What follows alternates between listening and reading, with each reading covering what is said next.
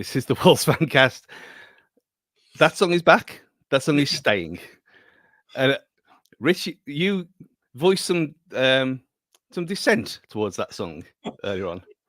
I wouldn't say it's probably within keeping of the way we are, but it's very classy. That's what we're doing. That's what we're doing. We follow the leader. That's that.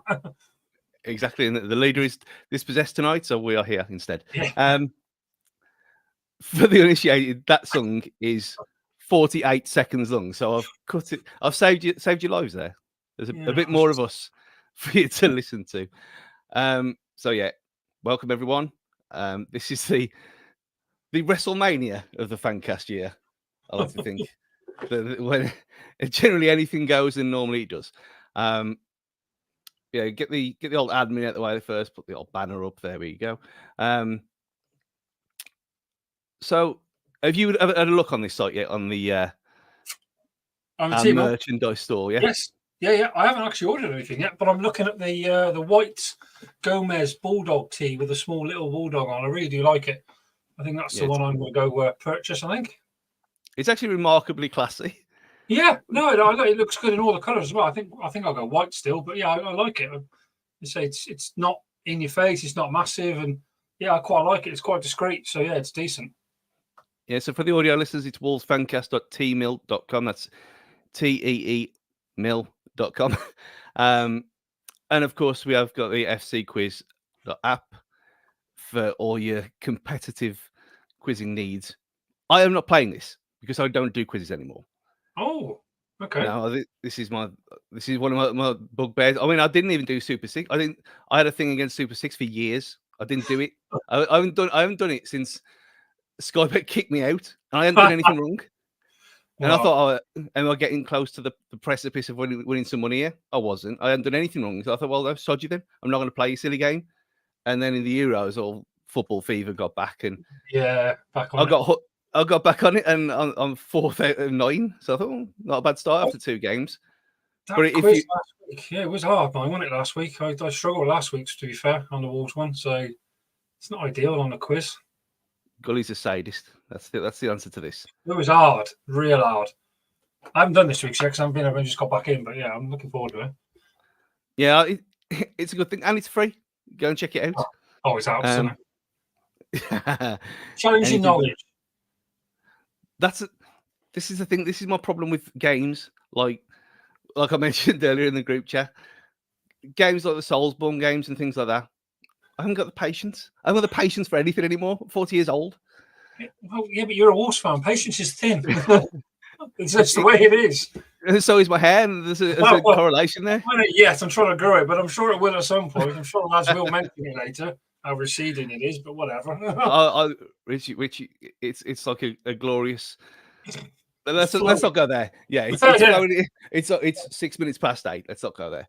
But yeah, so if you want to join our fcquiz.app for all your quizzing needs. The comments are flooding in already. People are saying, oh dear, people saying Stu, what have I done? Nothing yet. Normal one here from Neil Lewis. Hello, everyone. Happy clappy days for us, lads. Hopefully we can keep Guedes and Podence and all our squad together. Great additions too. Third kit announcement will feature Andre, Johnstone, Forbs, and a new centre-back name. Thiago Sueno. That's from Matt Raymond. Yeah, keep comments coming in. We will be here for the foreseeable future. We've got all night. We've got no time limits. We go with the flow. Other people will join in. If you want to join in, the link was, I think Dan posted the link. If you want to come on, talk to us. It's like the old days of Malcolm Boyden, but we're less Albion. Good guy. He was a good guy, to be fair. I met him at the mailbox years ago. He was for one of them. He was okay. What was also okay was Wednesday night. Were you fearing the worst? I was, nervous. We never really do well in the Carabao, the Rumbelows, the Coca-Cola, whatever you want to call it. Carabao this year again. We really don't seem to enjoy it normally. We normally go out to some rank opposition like Rochdale or something. We never bother, do we? Unfortunately, 19,000 went to the game, which is again decent, midweek considering what happened the weekend before. We played quite well. I was nervous, but yeah, I thought we played all right. We did what we needed to do against a weakened opposition, maybe, but we had a lot of changes. So yeah, I'm okay with it. It's fine. Yeah, I mean that's what you say. I mean, it was a weakened opposition of a team that got relegated last year, but still, we were a team who got pumped 6. Yeah, well, they're supposedly one of the teams that are going to run away with the championships this year. That's what they've been tipped to do, but I'm not sure if that's going to be the case anymore. Obviously, their teams getting picked day by day. Obviously, they'll probably lose a few more today. I haven't really looked, but yeah, I don't think they're the team that's going to run away with the championship. Well, I could be wrong, but yeah, I'm not sure. But then Scott Parker's taken 2 teams up the last 2, so you never know with him. And he has spent thousands of pounds on his clothing again, which is a strange thing to be obsessed about. But well, he's got great hair as well. Bless him, hasn't he? I shouldn't be jealous of him, but he's got great hair. We won't go there. It feels like an attack. Fucking shoe. I do enjoy how Scott Parker has gone from being that one guy who played with his shirt tucked in the entire time, and then it never came out. Whenever I played football, I couldn't do that. I don't know how it happens. Not for me. It looks good to start with, but I just felt like it was too posh, and that's not what football's all about. Get stuck in, shirt out, whatever, really. So, yeah, he's just a different type of professional. He's very old school, isn't he? He's like a footballer. Not sure he's a great manager, but again, he's doing all right at the clubs he's been at, so he does. He does a job to a certain extent, but then look, apparently that Bournemouth team wasn't good enough to stay up, and look what Gary O'Neill did. Oh yeah, exactly. But Gary O'Neill, speaking of, he kept the back 4, but yeah, Totti not in it. How much more solid was he? Again, opposition, we know. Yeah, but still, Craig Dawson. Dawson, the factor. Yeah, honestly, he is quality still. I don't care what people say, age, whatever, fitness. He is quality. He read the game well. He broke up play. Distribution was fine. Great talk as usual. The communication was fine. Didn't really see any alarming issues. He's got to start the weekend, but I don't think he will still, unfortunately. I hope he will. He's done enough to get in, don't you think? Because I do. I thought he was peerless. I thought he looked, you know what? He looked fitter as well. Yeah. I had that niggling injury towards the end of last season, and it kind of kept him out of pre-season as well. Yeah. But he seemed like he was moving more freely, and he looked like, I mean, he's not got much weight to lose, has he, really? But he looked fitter to me. He didn't look like a 33, 34-year-old, whatever he is. So, I mean, we'll come on to Forest later on in this ordeal. But I thought he was superb. And in turn, ain't Nori? And you've muted yourself. Still muted yourself. He's on mute. He's forgot. Are you there? You're on mute.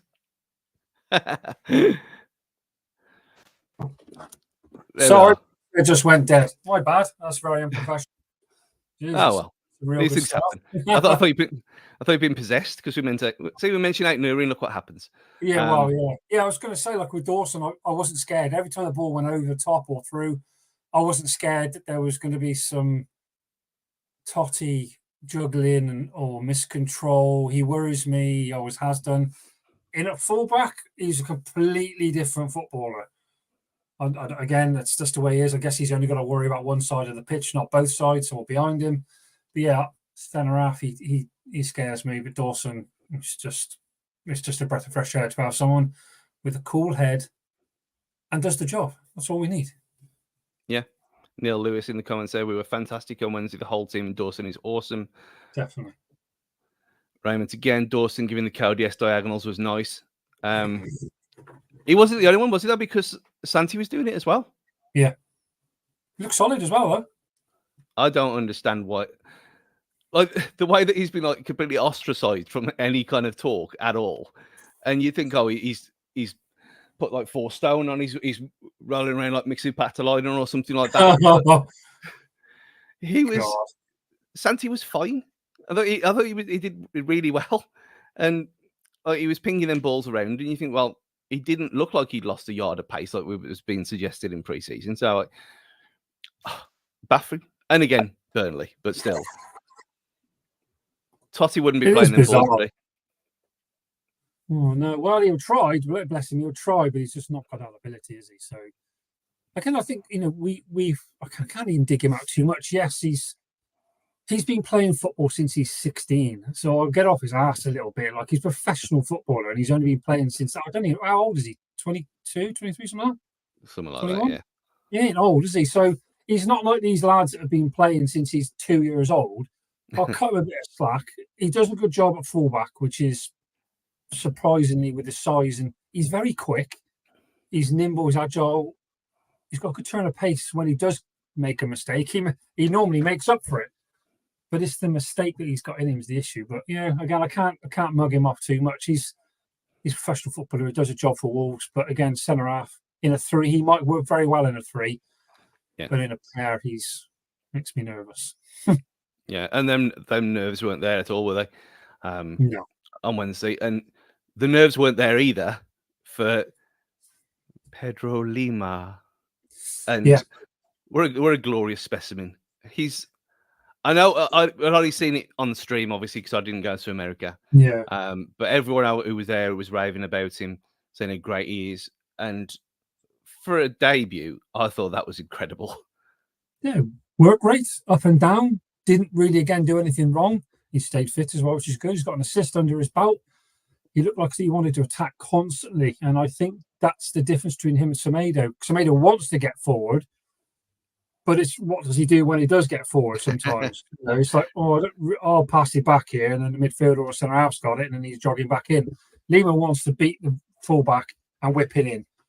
Again, if eventually he's going to be the starter at fullback, that's Strand Larsen's, he's going to bloody adore that, I mean. So, yeah, for me, it looks the business. And I know you touched on it a minute ago, but Aït-Nouri wasn't too bad as well. So, again, he was all right. I know, again, the opposition, but he needed a bit of confidence back, shall we say. I think he was excellent man management, even playing him, especially after that roasting and three goals all being exactly the same. Yeah, Him playing like that and fronting up, fair play to him. But yeah, you mentioned Strand Larsen. He didn't play, obviously. No. One of the few who came up with any credit against Chelsea. But Gonzalo Guedes did. And I cannot believe I'm in this situation where I'm praising that man. After all the shit I've given him on here for the last 7 years. Before he even signed here, I hated him. But this version of him, I don't know. I don't know, because I don't follow him, obviously. If he's had a child, that matures people. I don't know. Something's happened to him, because this is not the same guy who I've hated for almost his entire career. When he wasn't even a Wolves player, when he had nothing on me. But I thought the amount of times he got proper clattered as well. And now, I mean, if you're an opposition player and you see Gonzalo Guedes lining up against you, what are you going to do? You're going to go through him, because he's had. You look at what he was like 18 months ago here, and he was fancy Dan. Maybe is that the word for it? A nice word for it. He was very soft, knocked off the ball, rolling around. I thought the couple of times he got proper hard done by, and he just got back up. He didn't moan. I thought, you know what? Hands up. Fair play. Yeah. Maybe Spanish football's done him a bit of a favour. He's had some regular game time. He's got his confidence back. Pre-season's a bit of a strange one, because he's been in and out. Not really. Again, he probably would have played a little bit more, maybe. And then obviously he comes to the start of the season, and then he's you come on, but he's not going to start. We know Strand Larsen's, obviously the front three is the front three and won't change probably, but I don't think you can argue with his finishes were good, very good off the ball. He had a bit of work rate, and I got to be honest, I think I saw him smile 3 times through the game. So he did reluctantly clap when he was when he got took off. He then realised, I need to do that. Yeah, he looked like he wasn't going to, but then he realised, there is some fans here. We will clap. So yeah, he'd take her hat off to him because it must be difficult. He's been bombed out by previous managers, not having a look in. He didn't want to be here. Does he maybe want to be here? Maybe O'Neill's had a bit of a cuddle and a chat and say, no, we need you, mate. Get a move in January if you do well, or you keep you and you are our focal point. Who knows? But yeah, he took his goals well against Burnley in the Rumble Oats Cup. So I'm okay with that. Yeah, I mean, we are caveating that with Fabio Silva scoring against Blackpool and looking like a world beater. So yes, that's high. But I was at the me and fellow Fancasting Josh were at the Express Star Wolves Poddy event last night at Molineux, and there was a few revelations that came up, and we mentioned them again. It wasn't out of turn. There's no rivalry. Mr. Judah said that we could do this because they couldn't because they were on stage. So when we were giving some behind the scenes information out, it was all above board. And one of the things he said was that Gonzalo Guedes, he's very happy here and he wants to stay. So out of all the stories that we'll get as we go through the show, that was one of the ones. And they've been as critical as anyone else has about him as I have. Yeah. But absolutely fair play. I mean, the fact that he smiled 3 times more than in one game than he has in 3 years is a miracle. Yeah. But even his profile picture that he's smiling on there. You compare that one to the one from 2 years ago when he signed, and he looked miserable there. I mean, we've got other people flying in from different parts of the world who look miserable as well, but that's to be expected. I just think he was in a bit of a bad situation. He probably got dragged here and he was kicking and screaming and had his toys out of the pram originally. And that's not a great start to your football life in a new club where you don't maybe want to be there. That's obviously the rumour to start with. But again, he's meant to be a professional footballer. You just got to get on with it. You're getting paid whatever amount per week. Suck it up, get on, train well, play. But he just didn't want to be here, which is why we all got on his back. You could see he wasn't interested. Shrugging his shoulders, a bit like when Podence has a bit of a paddy on him here and there. When Neto used to do it, throw my arms up in the air, no one's working. Well, why don't you track, make an example of it, work harder? It doesn't work like that, I don't know. And I know maybe they're not all that way, but yeah, good luck to him. If he does well for us, again, that's all we want, isn't it, really? We want to sing people's names that want to be here. I'll be more than happy. I won't say he'll be, world class at some point, but I'll be happy if he starts banging goals in and, assists and does well for us because that's what we brought him in for originally. But yeah, it's just a tricky start for the first 3 years, unfortunately, for him, isn't it? And playing almost as a striker as well, rather than a wide forward, which you expect. And you think, well, you look at that one-on-one that he had in pre-season at home, where he was one and got lambasted for because it was shit. Yeah, but it was abysmal. But still, that happened, and he hasn't gone sulking. No. Which you think, a first chance possible, what would happen? But no, again. Yeah, well, to be fair, he took his one-on-one very well, to be fair, very well. Because he had a long distance to travel. Great ball, obviously, from Podence to start with to even set the second up. But it was a good finish. There's a lot of work still to do, a lot of ground to run. Worrying about the 2 defenders, seeing what the keeper's doing. He's finished it well. So, and to be fair, the keeper played quite well all night, actually. He made some really good saves. So, yeah, fair play to him. Took it well. 2-0, job done into the next round, didn't we? So, yeah. We'll get to that in a second. Dave Harris in the comments, I'd love him to be a Wolves success after all that happened. Kudos to Gary O'Neill. They'll lose again. Guedes was fantastic. We got one there from Brett. Fabio never looked this good. The most true statement of all. Oh, wow. Yeah, you can't really say anything about that, can you? And I mean, talking of wonder kids who never fail to deliver. Welcome, Dean. Hello. Nice intro, that mate. Thank you. Oasis are back. The bucket hats on. We're laughing. Oh, fucking man! I can't. Can you believe half of the country has applied for tickets? It's literally wild.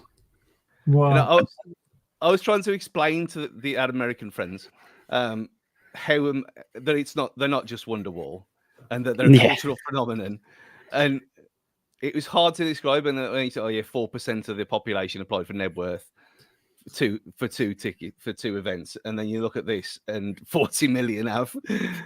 That's crazy. It's literally just bizarre how many people have gone for them. Is that the reversible bucket hat? Yes. Oh, yes. We can see the other side or not? The one at Foco? At the minute, now it's from the club shop, but at the minute I've zoomed in on this computer somehow, and I can't zoom you back out. So I'm struggling at the moment. My screen's just gone full on zoom, and I don't know how. Just don't go on mute like I did. Well, accidentally mute yourself. Yeah. One person who sadly is going to be on mute in Wolves conversation for the next few months at least is old Boubacar Traore again. Oh. Liam Keane tweeted out afterwards and revealed at the event last night, Boubacar Traore has suffered damage to the lateral meniscus, which will require surgery. No update on the time he will be out for. Last night, he said that he left in a knee brace, and it was looking like a few months. When Wolves get knee injuries, we know what happens. The poor kid's never going to get a break as he did. Literally, like, he gets his first start in how long? He looks good. And then out of nowhere, it's just like an injury, like very innocuous as well. And he's got to have a surgery, and you just think it's jeopardized his whole season, really. The positive is it's helped us with registration because it's one person we haven't had to get out. We're going to loan him anyway. But at the same time, it's ruined his development, which is the biggest shame. Yeah. Yeah, obviously it's potentially ruined that move to Feyenoord. He was looking like he was going to be nailed on to go as well, wasn't he? So yeah, it's a shame really for him. He ain't done anything wrong, just not getting enough game time. So even if it's a loan or permanent, it wouldn't have been such a bad deal for him as well as the club, like you said, registration wise. So yes, as you'll see later on, the transfers that are rolling in and out as we speak again. There he is. We've had this before. It happened to Luke Kundle, and he was on the brink of going out, and he got injured, and now we're looking at what Wolves want 4 million. Apparently, we'd take 2 and a 50% sell on. He's a good player, but he's never going to play here now. Not with the midfield talent we've got, and gaining. Right, play a bit like Sam Vokes. Right place, wrong time. Yeah. Was there? Oh yeah. I didn't expect to be talking about Sam Vokes tonight. No, not tonight. Was there anyone else who stood up for you, Dean, on Wednesday night? Obviously, I caught bits and then I was driving. So obviously Pedro Lima, you've covered. Your friend Guedes. Have you spoke about Guedes? I'm guessing you have. Yeah. Guedes was good, but I don't know what Gary O'Neill's got against Santi. Was one of my biggest takeaways because Dawson was good, but Santi gives that little bit extra pace. He's that proper stereotypical South American centre back. I'm unsure what the problem is there. Why he's not giving him that chance. We might see something different tomorrow, but Santi was one of the big standouts for me. Yeah. Again, I don't think you're going to get anyone to disagree either. And we touched on it that you don't know what he's done to Gary O'Neill to be ostracised. There's only one other person who's been victimised as badly as that, and that's Fabio Silva because he's a insert abuse here. Justified. No, 9 o'clock yet. Respect Fabio, man. I couldn't. You know what? I can't respect him. I can't respect him at all. This is when I'm sure if Josh was in this, that he'd tell you that when it was revealed last night. We'll bring this up now. Fabio Silva set to join Las Palmas, deal with Wolves, loan until the end of the season with no option to buy. Basically, just piss off. Just get out of the building. When this was announced that it was last, because we finally found someone silly enough to take him off our hands for a while. When I used to watch La Liga and Revista, one of the greatest programs ever made, and Quique Setien was in charge of Las Palmas, and I fell in love with that club. I thought, oh, this is amazing. They're on this paradise island of Gran Canaria, they play this amazing football. So, and then when I went to Gran Canaria, and I spoke to a few locals and got shirts and everything properly, not off Teenage Gate. And then, so I followed the team, and I've got the Facebook group and everything. So I still keep an eye on him. And now he's gone there, so I can't escape him, even now. But have you seen his like that? Right. I don't know what they're doing out there. Like they've got Oli McBurney. They've got somebody in centre mid as well, haven't they? I'm sure they've got some English guy in centre mid. They drew with Madrid last night. Yeah. Oli McBurney got an assist. You got Adnan Januzaj over there. It's literally like it's such a concoction of players. It's crazy. It doesn't make any sense. No. And then, now he's gone there to ruin it all, and we all know what's going to happen now. But I mean, it looks like from other reports today that they're going to pay the vast majority of his wages as well. So it's only a good thing, ain't Rich? Yeah, well, it'll keep Jeff happy, won't it? So, he's got a bit more money to hide away somewhere in the club and not spend somewhere. But anyway, it'll help us, obviously. It is going to help us, no doubt about it. He gets out, he gets game time. He may get a move off the back of it with another club. Obviously, they've not got to buy him there. So, yeah, for me, it's good. All parties. Again, we don't want him. It's very, very obvious we're not interested in keeping him. We've just been lucky enough to find a mug that wants him, basically. So, thanks very much. But I will be retweeting every single goal he scored. Well, that's fair enough. As I did with Patrick Cutrone, who was also rubbish. Yeah, but you kind of fell in love with Patrick Cutrone as well. I know. It's that archetypal number 9 Italian fox in the box finisher, Pippo Inzaghi-esque, that kind of mold of striker I love. And I really wanted Cutrone to succeed, but I got sold a dream off YouTube highlights before he signed. That's it, really. Yeah. I mean, Cutrone is the perfect Italian hand gesture meme. Yeah. That emoji is Patrick Cutrone. Like everything that he does, you will do that, whether it's good or whether it's bad. He will do something. Like he's finished the other day, like instinctive striker's finish. But then he probably won't score again this season. Yeah, he's in the Balotelli school of just bizarreness. Like he never wanted to come. That was the main thing. He never wanted to come to England. Milan forced him out. They needed some money. Yeah. He had like one decent season, and then he's now at his boyhood club. He's living the dream. Like he really is. Another one there, Oliver Spooner. Las Palmas is my Spanish side. Been to watch many games. What have I done to deserve him playing for both of us? Torturous. Yeah, torturous. So that's just unlucky, isn't it? Right? Let's be honest. I mean, Fabio was never the same after Neto said he had the worst hair at the club from Raymond. Very, very bad.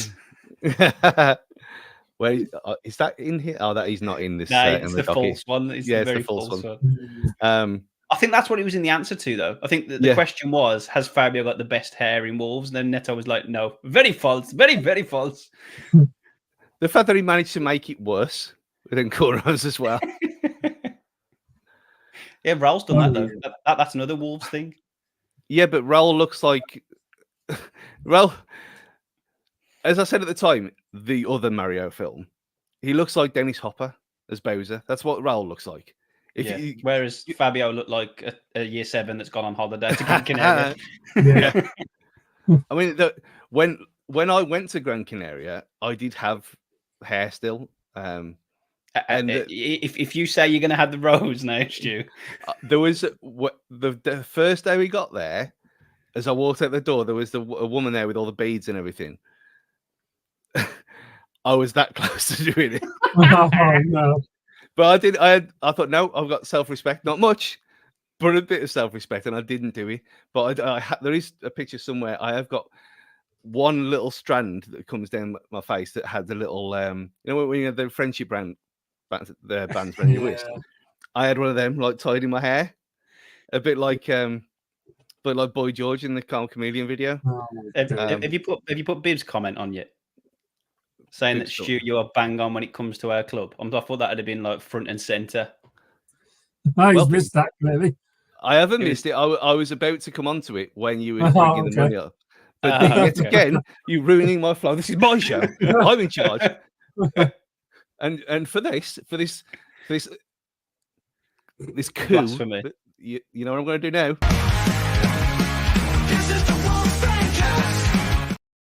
Now be quiet. that is like an error. Like it's just something bad with that. I don't know. You know, when Dan sent me that, when he so proudly sent me that he'd done that, and the other one that hasn't been debuted yet on using AI, I was walking down the street and I burst out laughing. I thought, yes, absolutely yes, we have to do it. But go on then, since you brought it up, and Bib's comment, which I'm now going to have to go and find again. It was towards the start, wasn't it? Yeah, 806. Oh God. I haven't done this for a while. If this is the Bib, if this is Michael Bib, then if this has come from Michael Bib, he's one getting unfollowed on Twitter, and he's never getting a baby Guinness out of me again. I mean, we can't argue with me, can we? But I was. There's a reason that thing that Dan said in jest about me being right about things, but no, serious.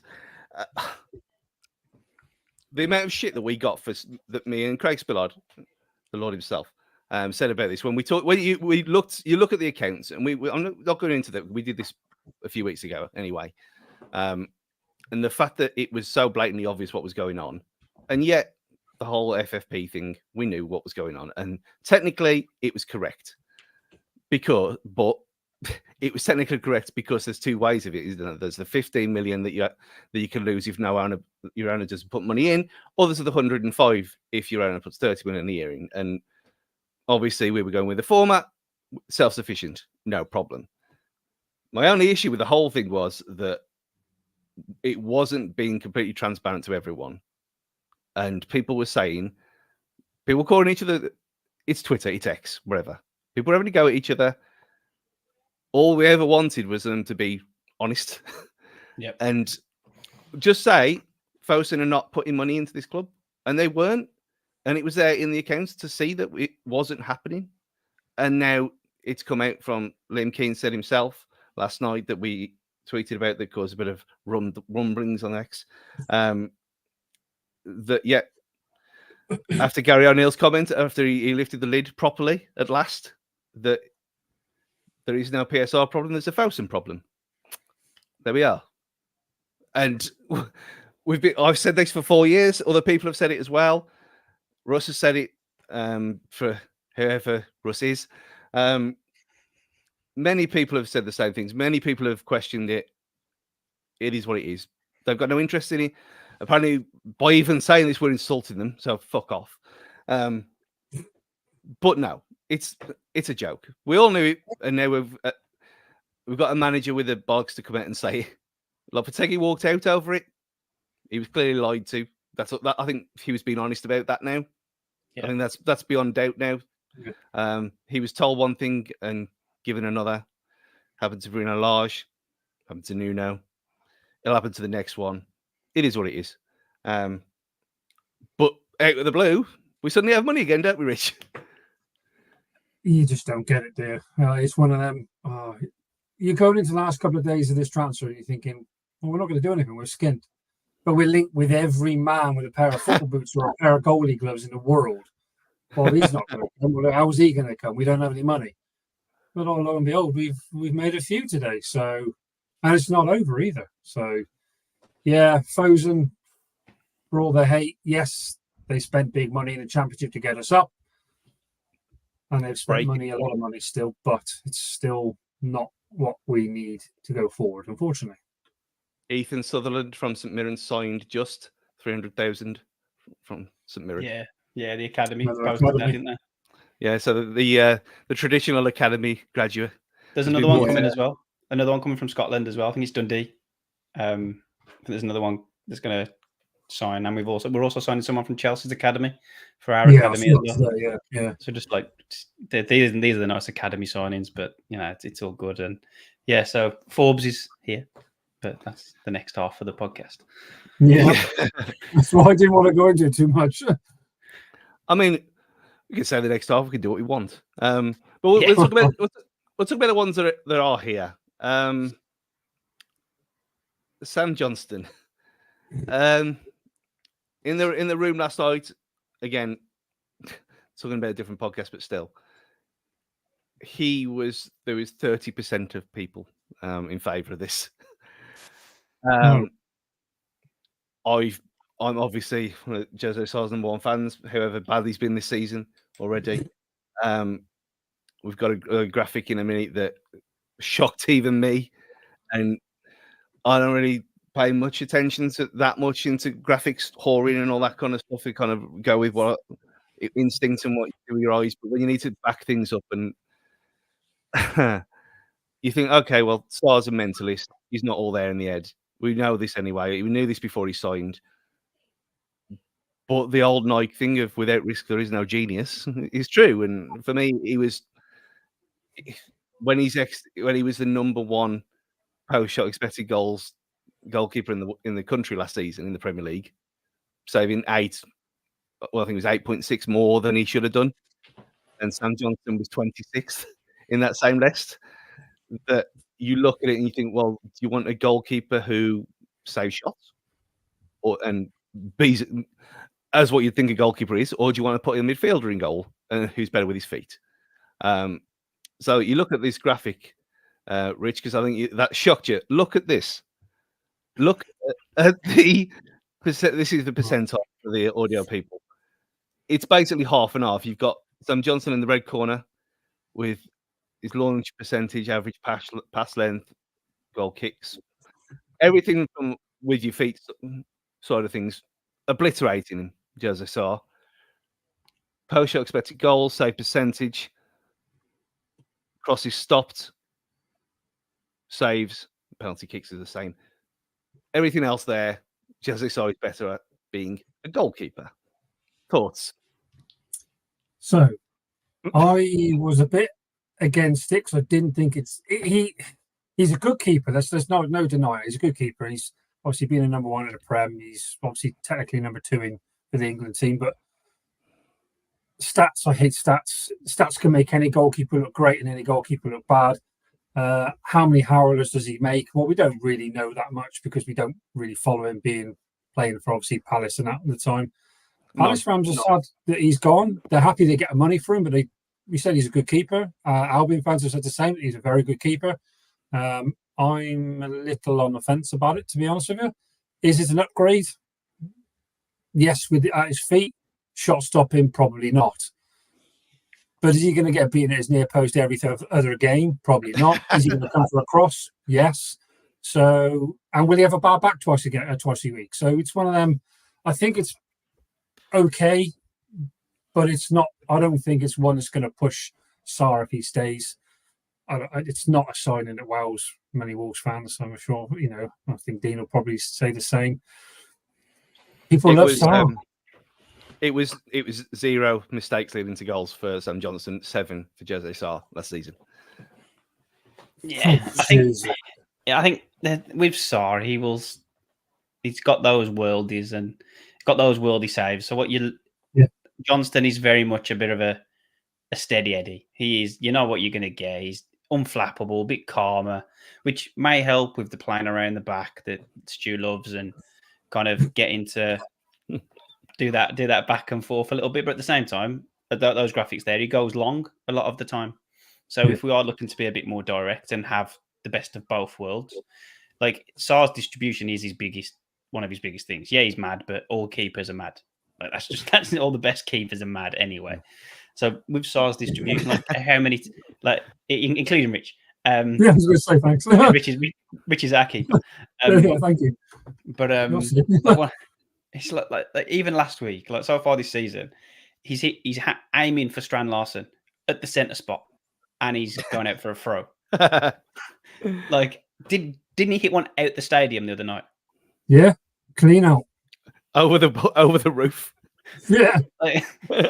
Like come on, like that's just crazy. But just to interject on the transfers, Las Palmas have now confirmed Fabio as a signing, so that's officially done. No. So he's wage bill. That's the silver the silver lining. He's off the wage bill. All done. Good. Ready to be replaced with our new centre back. That's I'm sure is going to come in before 11 p.m. Well, we've got 2 hours, 17 minutes, 20 seconds to go. So yeah, from the comment from the Milkman there, Palace fans rate Johnstone. There was I did see a few as well saying they spent 20 million on Henderson when Sam Johnstone was in the form of his life. And that wasn't a popular thing. Has Sarr gone? No, he hasn't, not yet. But the Saudi window is open till Monday, isn't it? So that's probably they're not both going to stay there. So another one from Neil there. Hopefully the signing will help Sarr up his game. If he stays, maybe that's what he needs. I mean, I can't see it myself, but you can't. We can't have 4 keepers in the squad. I know King doesn't do much, but he's meant to be a solid number 3 for morale and what he does. But you can't have 4 backups. Well, that's harsh on 4 keepers, isn't it? 3 backups and a number 1. Yeah. But Tom King will just get seconded to Mikey Burrows' team every week now. I mean, at this moment in time, we've got more goalkeepers than centre halves. So, that's it. Yeah, they want to play for us. There's a comment here. Yes, I am drinking Hawkstone. There we are, Mr. Clarkson's beer. I've had the IPA. I've had the what's the other one over there? The lager. Didn't like the lager. This one's okay, and I have for later on.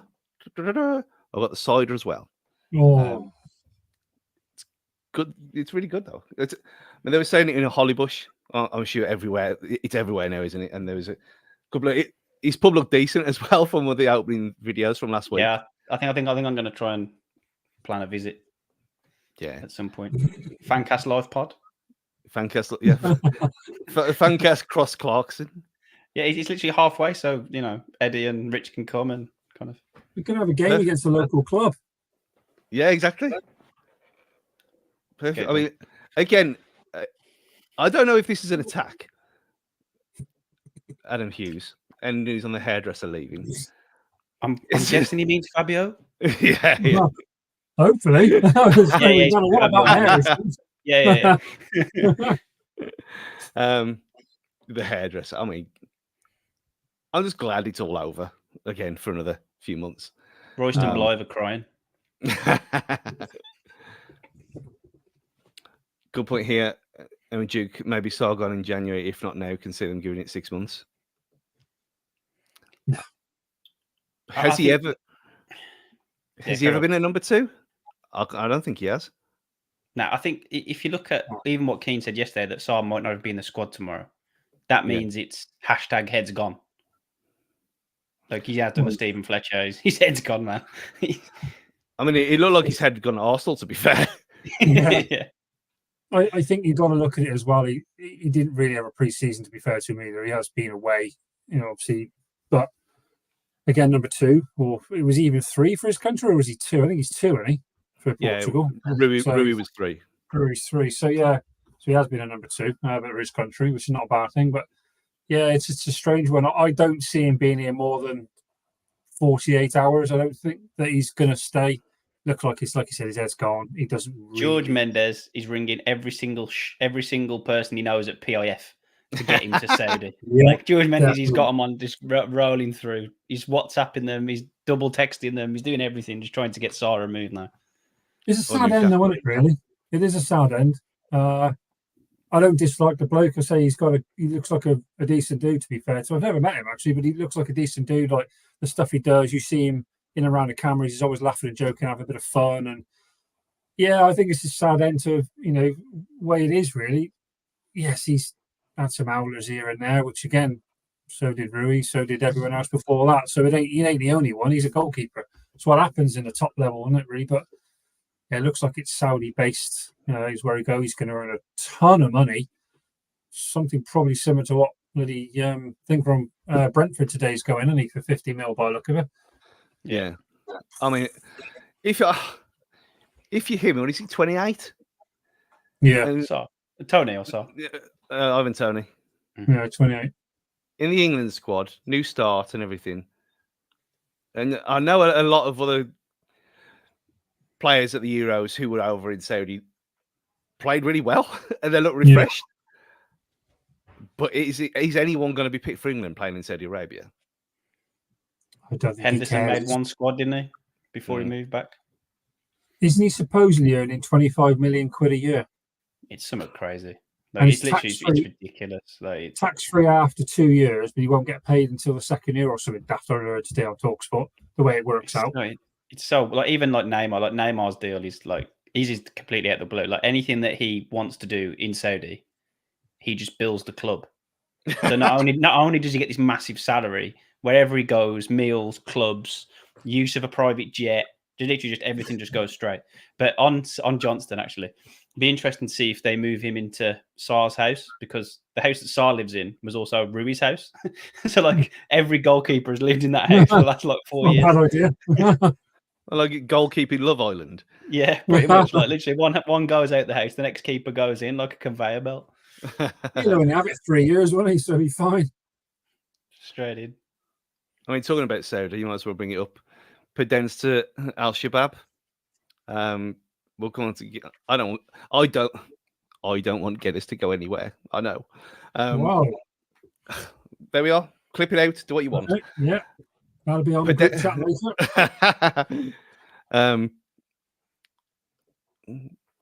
I don't want Guedes to go anywhere. Redeemed.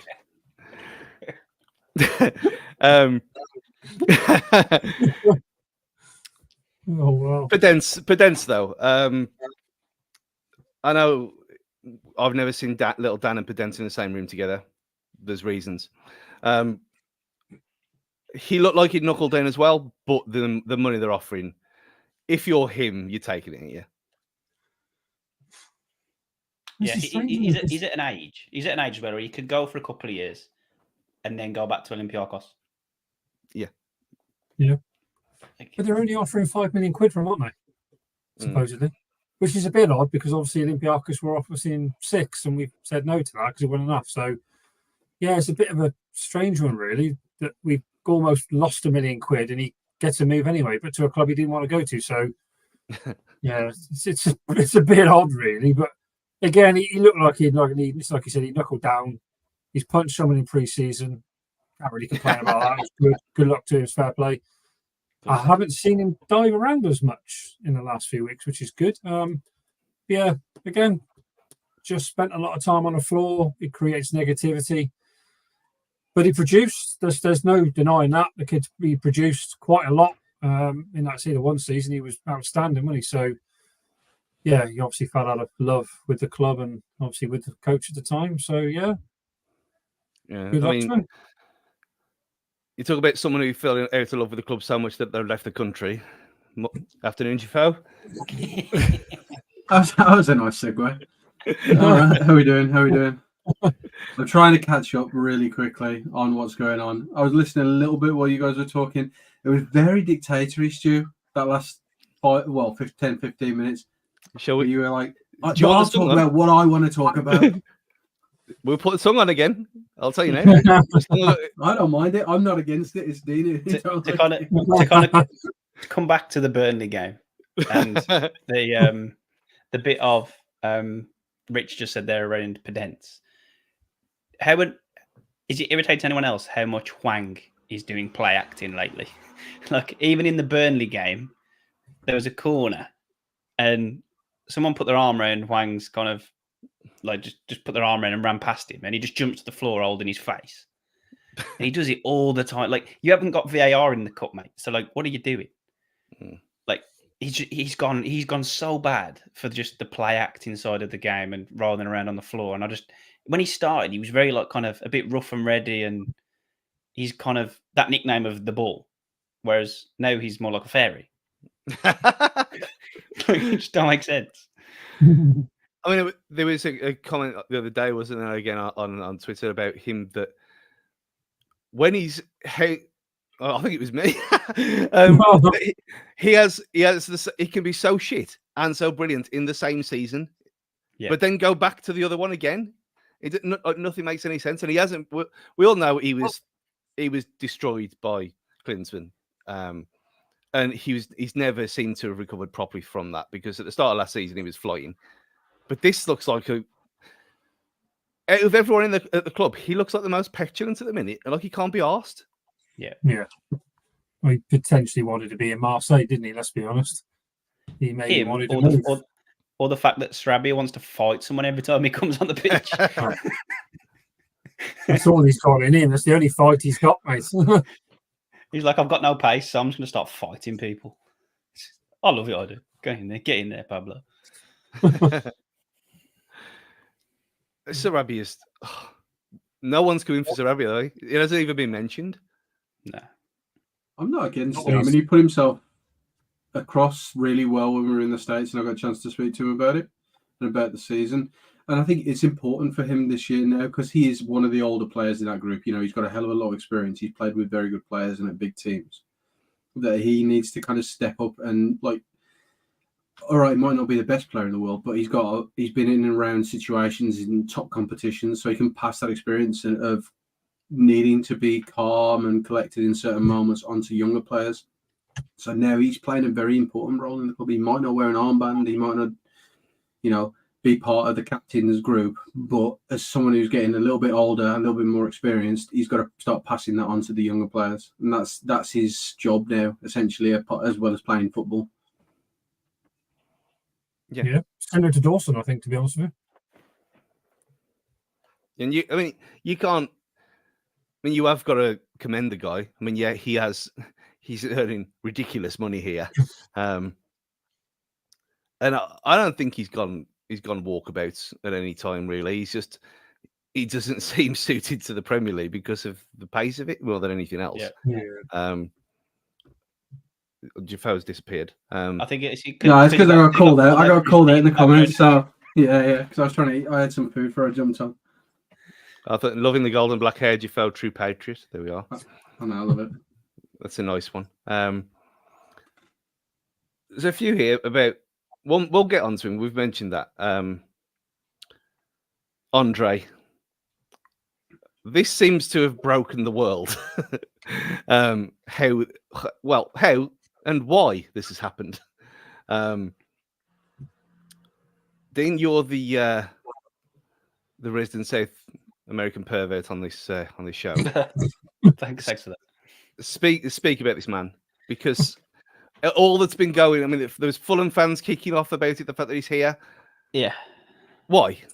Enlighten. Because the kid is brilliant. Like, he has been the best kind of defensive midfielder in South America for 2 years running. And he kind of came out of nowhere. He only really got his initial chance in the Fluminense team because someone got injured.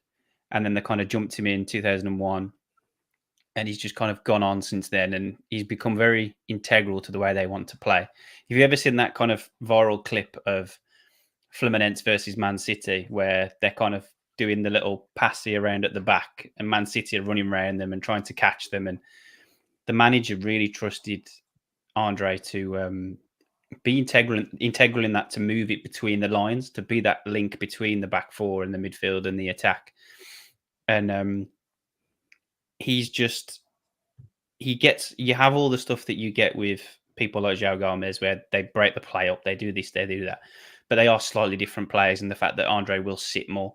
He will drop in the middle of the back two to make it a three, which is where I think Gary's going with the structure, to kind of, rather than have kind of the solid back three, have Andre dropping in to carry the ball or distribute it. A bit like Dawson did the other night for the Pedro Lima cross to Guedes. But he's all action. His engine is unreal. And he's been rumoured with the biggest of big clubs, Liverpool, United, obviously Fulham have kind of been sniffing around him all summer. And he's been probably rumoured with probably every, at least half the league during the last kind of 2 years. And Adams mentioned, can he play centre back? He has done previously, but he's only 5'9" and a bit. So, like, he's not really going to be he's not Lisandro Martinez. I won't want that in my centre back, but to drop in and help develop play, by all means, like he will do that, and he will do that to a plumb. Let's say like what Lamine is supposed to have been trying to do at Arsenal and Chelsea. Yeah, pretty much that. So what Lamina was going to do, but he's more suited to it. So it kind of makes sense. Then you freeze Lamina up a little bit. It's like Lamina, if you think about it, towards the end of last year was playing left wing, like hashtag winger vibe that he put on his Instagram. And, you know, Lamina's got that nice technical ability. He can turn. Gomez has got the same. And you put those midfielders of three, and I know some people are a bit skeptical on how they'd work, and there's not one of them's attacking enough. And Gomez has said that he doesn't like playing with his back to goal. That's fine. But Lamina can do that. He's big enough. He's strong enough. He can turn people and move forward. And you will probably play a 6 and 2 8s, which is, you know, I'm going full tactical now, so I need to stop using that terminology. But that midfield three will just strangle any midfield in the league if you play those three together. But it also complements well to have Tommy Doyle and his passes. But, you know, you look at the FB ref stuff here, it doesn't really give you much going forward. But you look at kind of the distribution and the defensive side of it, more so the passage. Like Fluminense are one of the best teams in the league, so they're always going to have monopoly of the ball, and they're not going to be chasing too much. So the clear, you ain't going to have to do much defending.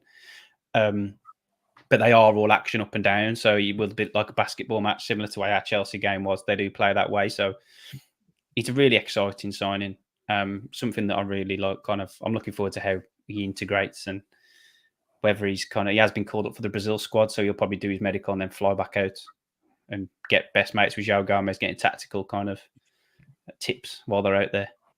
When you're describing Makaleli here, it's getting very exciting. But to be fair, it's more like he's also wearing the number 7, which is the same as Kante. So there's a quick analogy in comparison there to say you know, how woke is that? You see your defensive midfielder wearing the number 7, but that tweet that we put out on X about that Fancast one, it's done like massive like numbers back in Fluminense because they seem to love the fact that he's had the number 7 and stuff.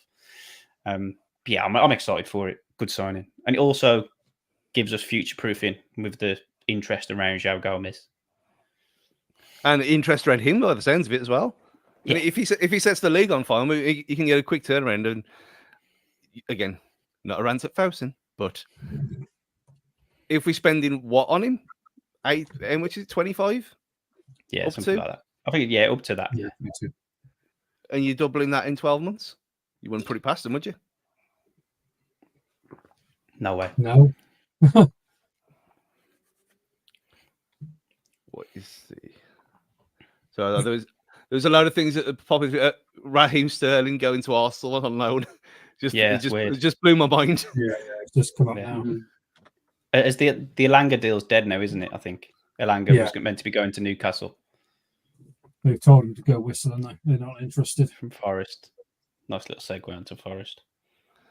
Oh dear. Yeah, there was. I don't know if you talked about Daniel Podence going, but I think it's good that he's going. I think Wolves getting the 35% in there is pretty good.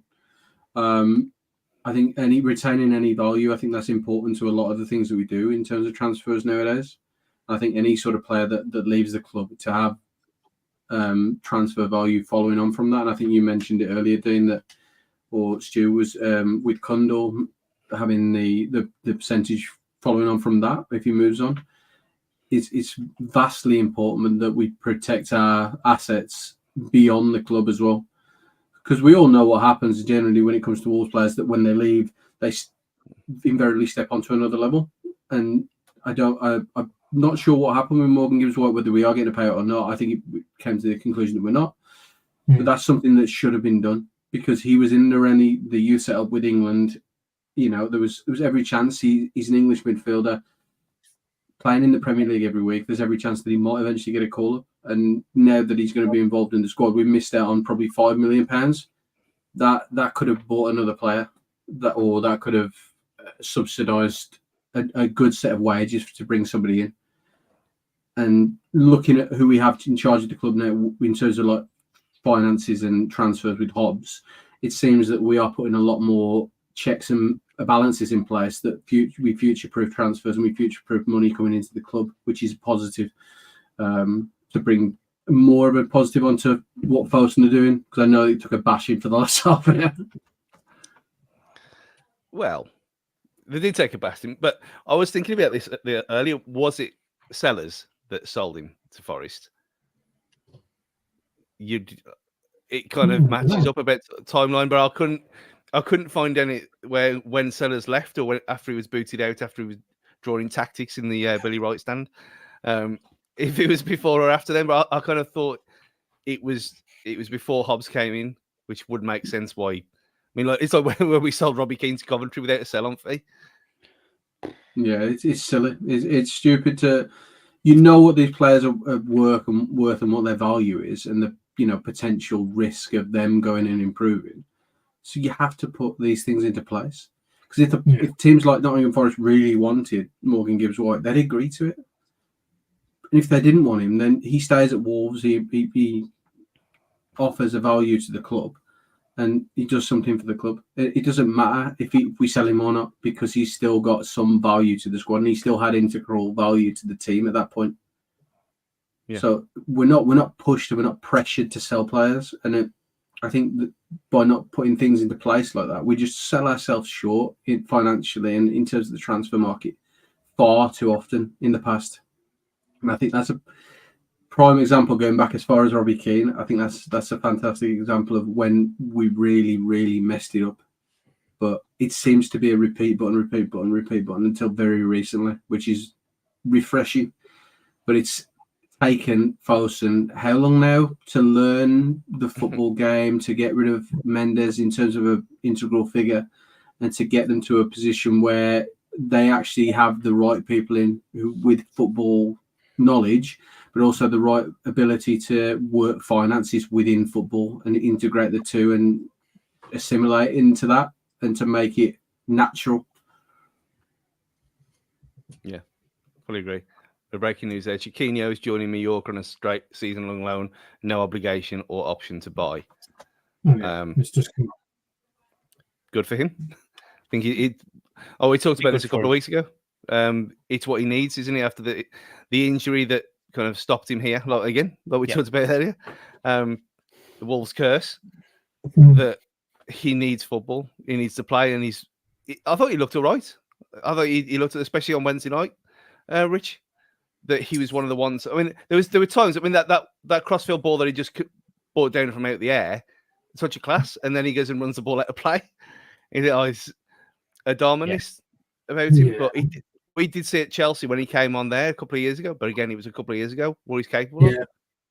I think it's one of them. Like you said, it's game time now. He needs to get 100% fit, 100% like game time. He needs to play week in, week out for a season.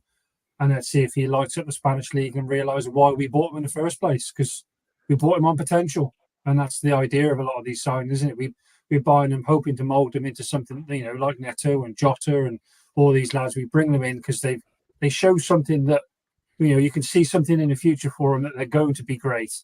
Can we get them to be great? And yes, we have done that quite a few times lately, but for this one, it's not a miss yet. But obviously, he's got to be fit. He's got to keep, somehow he's got to keep their knees right. That's the issue, isn't it? So, yeah, good luck to him. Spanish, bit of hot weather on his skin. Get on it. I mean, has anyone ever come back from an atrophied leg as bad as his was, though? When there was almost nothing left, was there? When the muscle. It was that was like a horrible injury. The fact he's even got back to these levels, like, amazing. Yeah. And the season are doing well. It's what he needs. But we'll in Carlos Borges or Carlos Forbs, depending on which way you want to call it, he'll be very much the same. Like, his pace, direct, bit of unpredictability about him, but had a really good season last season with Ajax. So I'm excited to what he will bring. Yeah, and there's your pie chart. Hit me, Jafo. Who is this guy? So he just, as Dean described him quite nicely, is a winger in terms of a more out and out wide man who does things in an unpredictable way, creates a lot of chances. He's a player that is very beloved by Ajax fans, and the club and the fans there didn't want him to really leave. But the fact that Wolves are coming with an offer, there's been a bit of a sort of a low balling by Wolves on this, because not only 2 weeks ago they wanted 25 million for the player, But Wolves have stood their ground and they've waited, and now they're getting him on a loan with 13.5 million, something around that sort of value. It's fantastic. I mean, for those who are watching on YouTube, I mean, you can see there he is in sort of the higher percentiles for progressive passes received and progressive carries. He's somebody who plays high at the pitch. It's something that we want to do this season. Is we want to stretch teams. We want to play quicker. And as you were saying earlier, to come back to what you were saying about Sam Johnstone, is that he is somebody who can get the ball up the pitch really, really quickly, and how we can get turnovers up the pitch and create that sort of stretched effect on teams is going to be crucial to how we get goals. And it's something that we've done quite well as a club in recent years, and we kind of regressed on, is that we've not been able to counter-attack teams at pace, and we've got all the right tools now. And it's kind of like Gary O'Neill is assembling what he wants to do and getting the right tools and the right players in to play the system he wants to do. And we saw that against Chelsea. It's exciting in some regard because we create a lot of chances because we're scoring goals. That's all people have ever wanted for the club. And Absolutely. what we want to be is entertained. What you don't want is you don't want to be winning 5-6 games at home 1-0, losing the rest of them because your season ticket's not worth it. If we can win the same amount of games, scoring 5-6 goals, maybe conceding 4 or 3 in those games, it's fun and it's enjoyable to watch. And that's what football should be about, a little bit of freedom and a little bit of creativity. And, this is a player that brings that. He's somebody who plays in a mercurial way. He's an artist with a football sometimes. And you need those sort of players because they create chaos. They create absolute chaos, and they create high turnovers up the pitch, and they get it onto defenders and get him stretch the play, which is what we need. And that's what we're trying to see with what we've missed. Sort of Hwang, where he's played in a wide position, has struggled with that. Neto leaving, he would have been sort of ideal for what we were trying to achieve. But we need to build then around these sort of players where we can get the best out of what we've got. So we saw that with the Strand Larsen goal against Chelsea. We've got a number 9 in the box who's been a sort of a fox, getting across that, moving the space in that front post. Gonçalo Guedes' goal in the week, that where we've got progressed with a fullback, got the ball across, again, sort of getting that ball across early and getting up the pitch early and getting that goal. That's what we want to do, and that's what Gary O'Neill's trying to do. And when he talks in the press about having the tools to create what he wants to do, that's kind of part of it. It's not just the defensive side that he's struggling with. It's also having all of the offensive options that are the right options to be available to him. And I think kind of adding a couple of these players who kind of fit the profile of what he wants to achieve will kind of help him mold this team around his ideas. Yeah, it's almost like Adamo left too soon in a way. Because from what you just said, for all my hatred of him, that only came from his end product. He was exciting to start with until you realise that nothing was ever going to come for it. And you look at I know the guys talked about it briefly. And when you want explosion and excitement, you add Tom to the mix. Hello, Tom. But you only see the first half against Chelsea where it was chaos and it was basketball, football, but it was exciting and the atmosphere was there. And there was a brilliant article on The Athletic yesterday about atmosphere in football and how this tippy-tappy bollocks doesn't suit English football because it's too calm and there's no the highs and lows and not high or low enough. There's like there's no heartbeat to it. It's like flatlined and then a bit of a murmur because you're in so much control. This is what it seems to be to me. Tom? Well, yeah, I'm touching on that. I always remember that quote from, was it Mourinho, who said he couldn't get over when he first came how we used to get English fans just go mad for a corner. He said it just wasn't like that in like foreign football. So that's one thing that sort of backs up what you said. Yeah,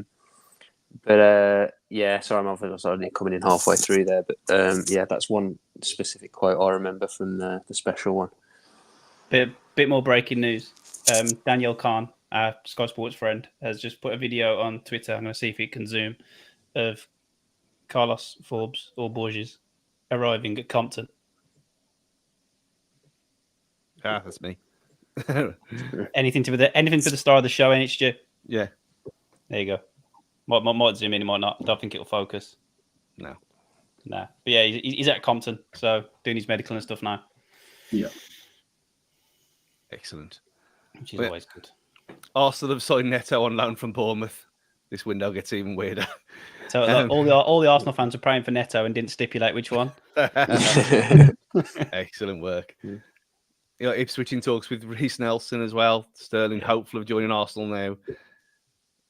One of Chelsea's keepers has gone to Strasbourg. It's all kicking off. This is what happens when there's no yellow ties on Sky Sports News anymore. It's exciting again. Elanga's been turned down again from Newcastle. But yeah, back to the important things. Wolves. Let's talk about it first, Tom, since you are new here. The business so far, and I mentioned this earlier on WM about if this plethora of new players have been sprinkled throughout the window, and it wasn't 3 at the start and then a supermarket sweep at the end, would everyone have been more happy? Because you look at that list: Rodrigo Gomez, Sam Johnston, Pedro Lima, Mewtwo, Strand Larson. It doesn't look a bad window, and then you had Forbs and whoever else appears tonight. Are you happy with that? I think you nailed it there. I think if you'd looked at that at the sort of the start of the window, and I think a massive thing for me was I did expect to probably lose at least one of Aït-Nouri, Gomez, and even Semedo. I was pretty certain Semedo was going to leave just purely on the fact he had 1 year left and he's on big wages. And to keep those 3, yes, you've lost Neto, you've lost Kilman, but I think we were all pretty confident Neto was going to leave. And I think out of our, sort of saleable assets, let's say, I think 90-95% of fans probably would have picked Kilman out of all those people I've just mentioned. So if you look at that, as a window holistically, and if you, like you say, if you're adding, we don't know much about Forbes, and then there's, I think Andre is like a massive coup. I must admit, just again, not watched too much of him, but if you read anyone with any sort of interest in South American football, that they absolutely rave about him more than the hype that João Gomez had before he joined. I think you'd probably take it. I think we're a centre back short. And if one was to come in of reasonable ilk, I think it's an excellent window. Yeah, spot on. They're saying now on Sky Sports that it's an obligation for 11 point something million. I think it's after so many games. Well, there we Is are. it like 10 games or something like that? Yeah. This is the video that Dean was talking about, so I'll put it on for the screen for the people who are on YouTube. So yeah, that's Forbes arriving at the train. Get the badge in, son.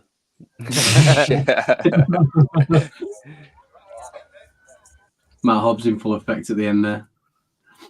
And they say the sirens as well. Very apt.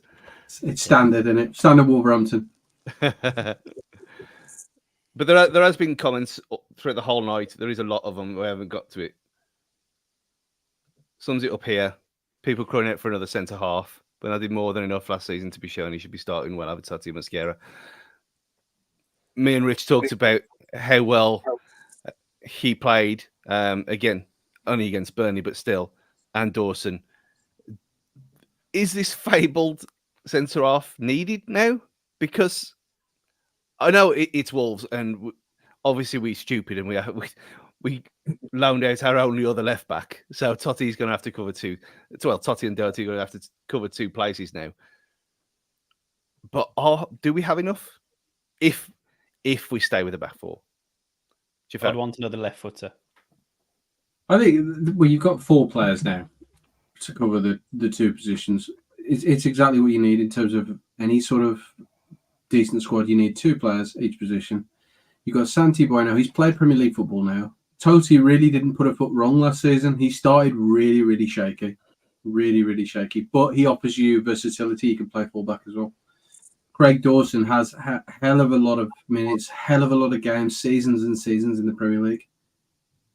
And then you've got Jesse Mosquera, who's come in and seems comfortable enough in the Premier League. You know, he's only going to improve with more and more game time. So at the moment, it's difficult to say we need something desperately. I think if the right player comes in and he's an upgrade on what we have, then yes, definitely. But we're not desperate. We're not going to throw money at a position that really, really doesn't need. You know, and I think that's a great comment on YouTube there, that Bueno is everything that we thought we had with Vallejo. I think having that ball carrying centre back, who's somebody who can take the ball through the thirds and be able to have a great range of passing, and you know, on his short game as well, is fantastic. It offers another level to the game. You know, with Kilman being gone, that is a gap for Bueno to step into. You know, he has a very good passing range, and Kilman did as well when he was here. So we're not really short in terms of centre backs. If somebody like Joe Gomez was available and we got him really cheap and like low wages, or Liverpool paid a lot of his wages, then yeah, fantastic. But there is no reason to panic over centre backs at this moment. I mean, we can't have Joe and Joe Gomez in the same team. Come on. And this is Wolverhampton. Can you imagine them? You're going to lose their minds. I mean, this is the first mention of the Pokemon that I can't pronounce. The new lad from Nantes is left-footed as well, covers a few roles. Does anyone seem even featuring this season, other than an emergency? Rich? No, unfortunately not. I think he's in the academy for what, under 21 is what I want to call it. It's Premier League 2. I think he needs. Didn't he have, I believe, one game for Nantes, his debut? Didn't he have a mare and get sent off as well, if I remember rightly? It wasn't great. Yeah, I was just saying it was a bit of a Woodgate experience. So yeah, again, could be brilliant. We don't know. A young lad. I was going to say, when you were looking at with Tom a minute ago on that graphic of the signings coming in, the ages of the guys we're bringing in, bar Johnstone, is mad. You know, 18, 19, 20, 24. It's young. It's good. It's got a pedigree for a future. And even the people we're loaning out, you know, Hodge 21, Fraser, yes, may not be full time with us, 19, Chuaran 20. It's mad, really. Even Bueno, obviously, at 21, they've got a lot of football ahead of them. So, yes, I think some members of the club maybe are looking for the sell-on side of it, that, yeah, they're young and we can make money on them. But that's a bright future for this Wolves squad. It's young, it's aggressive, like Jafo was saying. We can play on the front foot. We can be attacking, we can score goals, which is what we struggled for years. The only downside is it's been a slight weakness at the back. But hopefully with the, 4 decent centre halves that we potentially got at the moment, with Mosquera looking like he's quality, hopefully we can just crack on and find that dominant formation we've got, whether it's 5 or 4 at the back, get it settled. You get a settled formation, settled goalkeeper. Your back 4 is the back 4 or 5. We then finally replace whoever is going to be the replacement for Neto, and then and obviously hopefully get some form for Hwang, to be honest. But it's exciting. It's exciting. I think a point there, I think you didn't mean it that way, but a settled goalkeeper might be one of the biggest clues here and why Sam Johnson's here. Because maybe the chaos has gone too far with Jose Sarr, and maybe you want a bit of normalness for a change at the back, especially with players like you've just said, how young they are. I know you smirked on there, but and you're in the Sarr camp as well, I think. And we've got to kind of admit now that he's gone. For all intents and purposes, he's not going to play anymore. But O'Neill's had enough of him. But the more I've kind of thought about it, the more it kind of makes sense. Even though I'd rather it didn't. Yeah, it's like you said, it's about defenders like a settled goalkeeper. I think. I mean, I would say, really, for all Sarr's antics, how many goals did he really cost us? Like, he gave away a couple of rash penalties. I remember one season he had a bit of a mare with that, but he didn't make many. He made mistakes, but a lot of the time the mistakes didn't lead to goals. I remember the Chelsea pass to Gomez last season, and I think he tried to Cruyff someone, got tackled, but it never materialised into anything. I think there was the graphic of Sarr versus Johnstone, and it was amazing how that's it. That's exactly the graphic I'm talking about. So if you look at all the stuff that a goalkeeper, in theory, or the goalkeeper at least of 10 years ago was, the key attribute, i.e. the shot stopping, crosses, things like that. Sarr is light years ahead of Johnstone. But then you look at the percentiles of anything from a distribution point of view, and obviously Johnstone then is ahead as well. So I think it just shows you everything you need to know about how newer coaches are perceiving goalkeeping as a position now. It's a position where attacks start rather than defenses end, if that makes any sort of sense. So I think that basically the metrics in regard to distribution seem to be just as important, or if not more important, it's bizarrely than the shot stopping attributes. I mean, we did see this. We saw it with Raul at Southampton. That came from a long ball from Sarr. So he can do it. I mean, it was probably a fluke, but still. Yeah, he was aiming for the wing, probably. Another comment here about Andre, and not Andre Gillard. He will make his reappearance soon. Don't worry. You haven't had your time with him yet, Tom? No one other than Dean is watching play. And when you just mentioned that Man City game in the Club World Cup, was it? In that clip when they still lost that game, but that passing movement was, even for me who hates that nonsense, was impressive. Do we now go? We'll come on to Forest. It's obviously he's not signing time for this. But we might as well until anything else magically comes from the air and throttles this show. Do we go long term in the midfield three then with the players that we've got? Because you look at it and you think, well, Booba's broken now, so that's bad. But you've got them three, and you've still got Tommy Doyle, poor Tommy Doyle. You're going to have to play a three, surely. Yeah, you're going to have to. You got two like marquee signings and your captain. So it's kind of like you're going to have to play all three, aren't you? But like I said, that kind of eulogy I went on a bit earlier about Andre and what he's going to bring, and it can be a game changer. Like when Tom said when he first came on, that he can take us to that other level. He's not just well regarded in South America; he's well regarded worldwide, and he's a Brazilian in the Brazil squad. So, like you've now got two Brazilian international midfielders playing for Little Old Wolves, which is just completely fucking bonkers. He said that in League One. Yeah, we used to get excited about going to Ireland in pre-season and having team players in the Welsh squad. Wilhelm Finkler to this. He never signed, did he? He never played a competitive game. No. He did a friendly at Hensford and scored a free kick, and everyone wet themselves. Did he get to Palace? I don't know where he went after Wolves. That would be some messed up knowledge if he did. I know there was a couple of them, a bit like Calac, who never signed, and then we paid money for him, and he never came. It's just great. That's Wolves of old age. But then you had Cunha into the mix. He won't be far away if he starts the season well, getting in the squad at least. Yeah, you got the next Cafu as well. Yeah, Paraiba Cafu or Recife Cafu, whichever way you want to call him. I think we went for Paraiba Cafu in the on the t-shirt. Yeah, nice. Which I've got one of them on, by the way. I know we've probably plugged it already, but Gary O'Neill's Barmy Army one. Right, nice. White mustard and this grey one. I think I've ran out of all the samples that I ordered now to test. Well, we've got to get the plug-in again that it is free shipping until the weekend. Until Sunday evening, there is still free shipping on all the Fancast merch. So as you can see, Dean's sporting the lovely shirt there that you just saw for those YouTube viewers.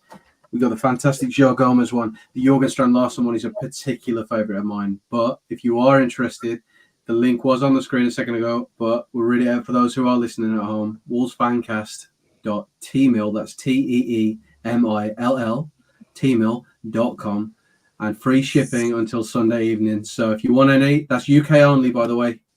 For all our international fans, I'm very sorry, but UK only, free shipping until Sunday evening. So get your merch. There's some fantastic stuff on there, guys. Sorry, Nate. Yeah, Nate, Brett, Emma, Danny. Just have to come here. Guess your Falcon bring him with you when he comes over next. Return the favour. See, we rep our merch worldwide. It doesn't look like anything else is going to happen. So, shall we do it, Forest? Fuck's sake!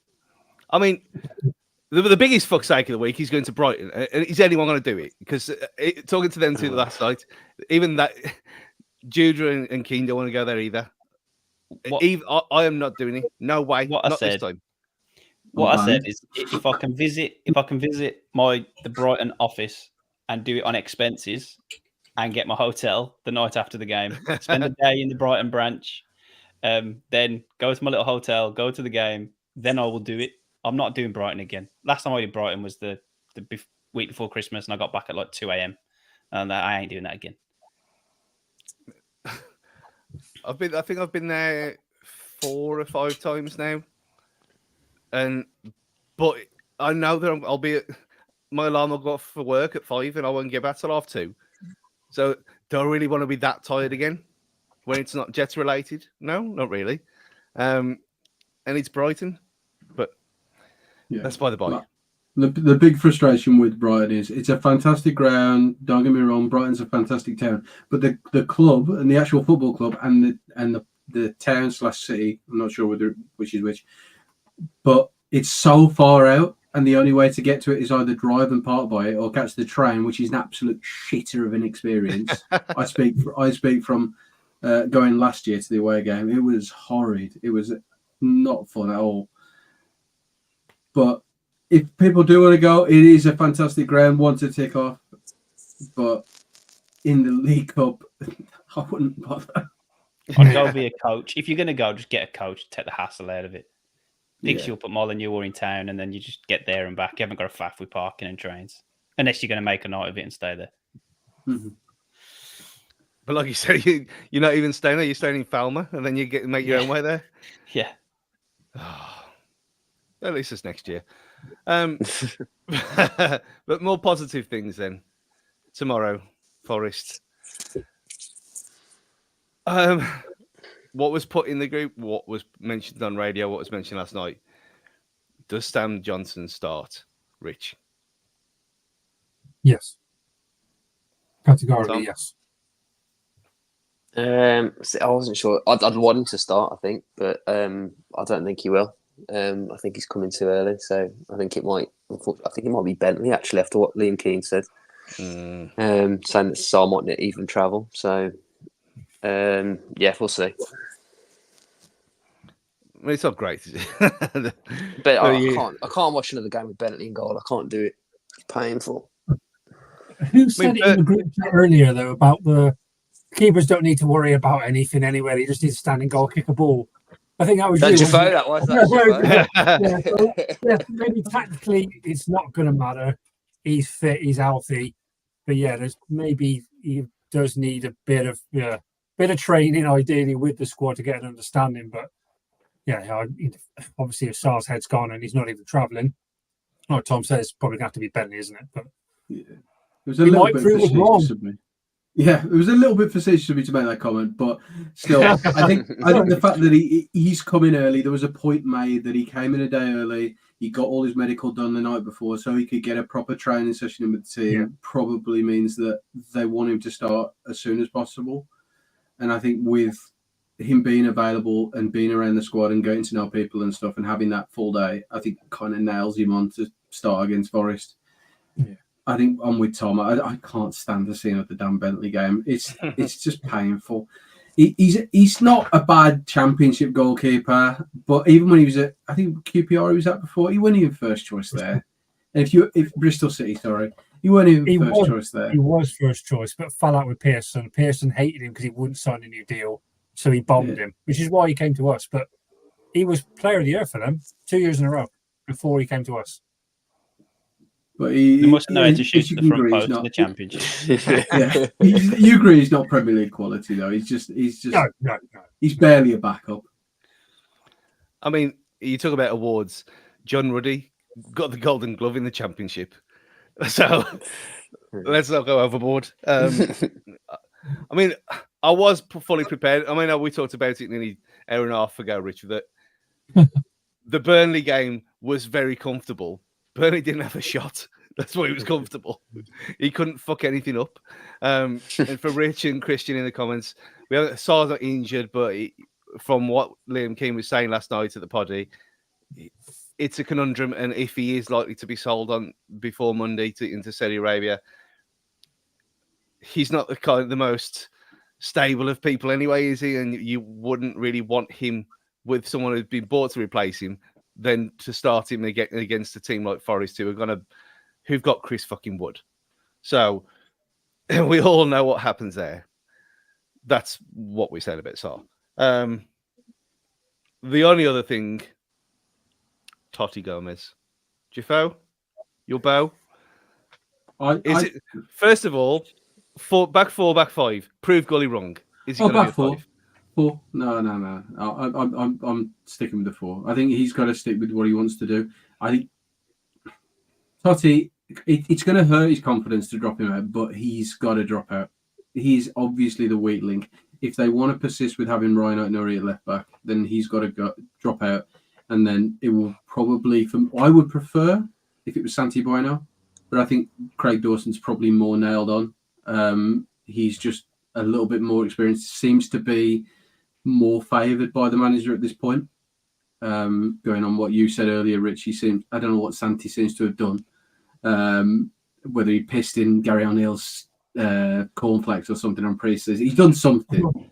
It's unconfirmed rumours he defecated in the Cheerios, but I think Dawson probably comes in. I think it's kind of important that we bring a little bit of stability, and Totti, he's one who, when he's playing well, he's very comfortable. He looks confident on the ball. You know, he's somebody who wants to be progressive, but when it's backs up against the wall, he panics. He hasn't got a calm head. So having somebody who's got as much experience as Craig Dawson has available, and he's fit as well, it's a no-brainer really to bring him back in. Absolutely. Tom, Dawson or Santi? I think I agree with you, Fo. So I'm a Santi fan as well. But I think he'll probably go Dawson just for stability. Plus, also, it's not like they've got like a rapid, off the shoulder sort of centre forward. I'm guessing it'd be Wood, or would it be is it Taiwo? Who's the other one they've got? Hwang Hee. That's it. Yeah. So obviously he offers a little bit of a different threat, but we need some sort of steady Eddie there. I think. Oh, go on. Sebastian Lockhead from Dundee. Yeah. I said earlier, we're looking at getting the academy one. Undisclosed fee. So there we are. There's a second academy side in the window. And he's a centre back. And we've signed a guy called Lockhead, who's a defence. Oh, there we are. Him in. Very nice. But yeah, I mean, with Totti, if you don't drop him now, when do you drop him?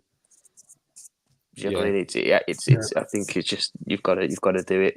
Absolutely fine with him in a 5, no problem. I think he plays that role really, really well, left side of a 3.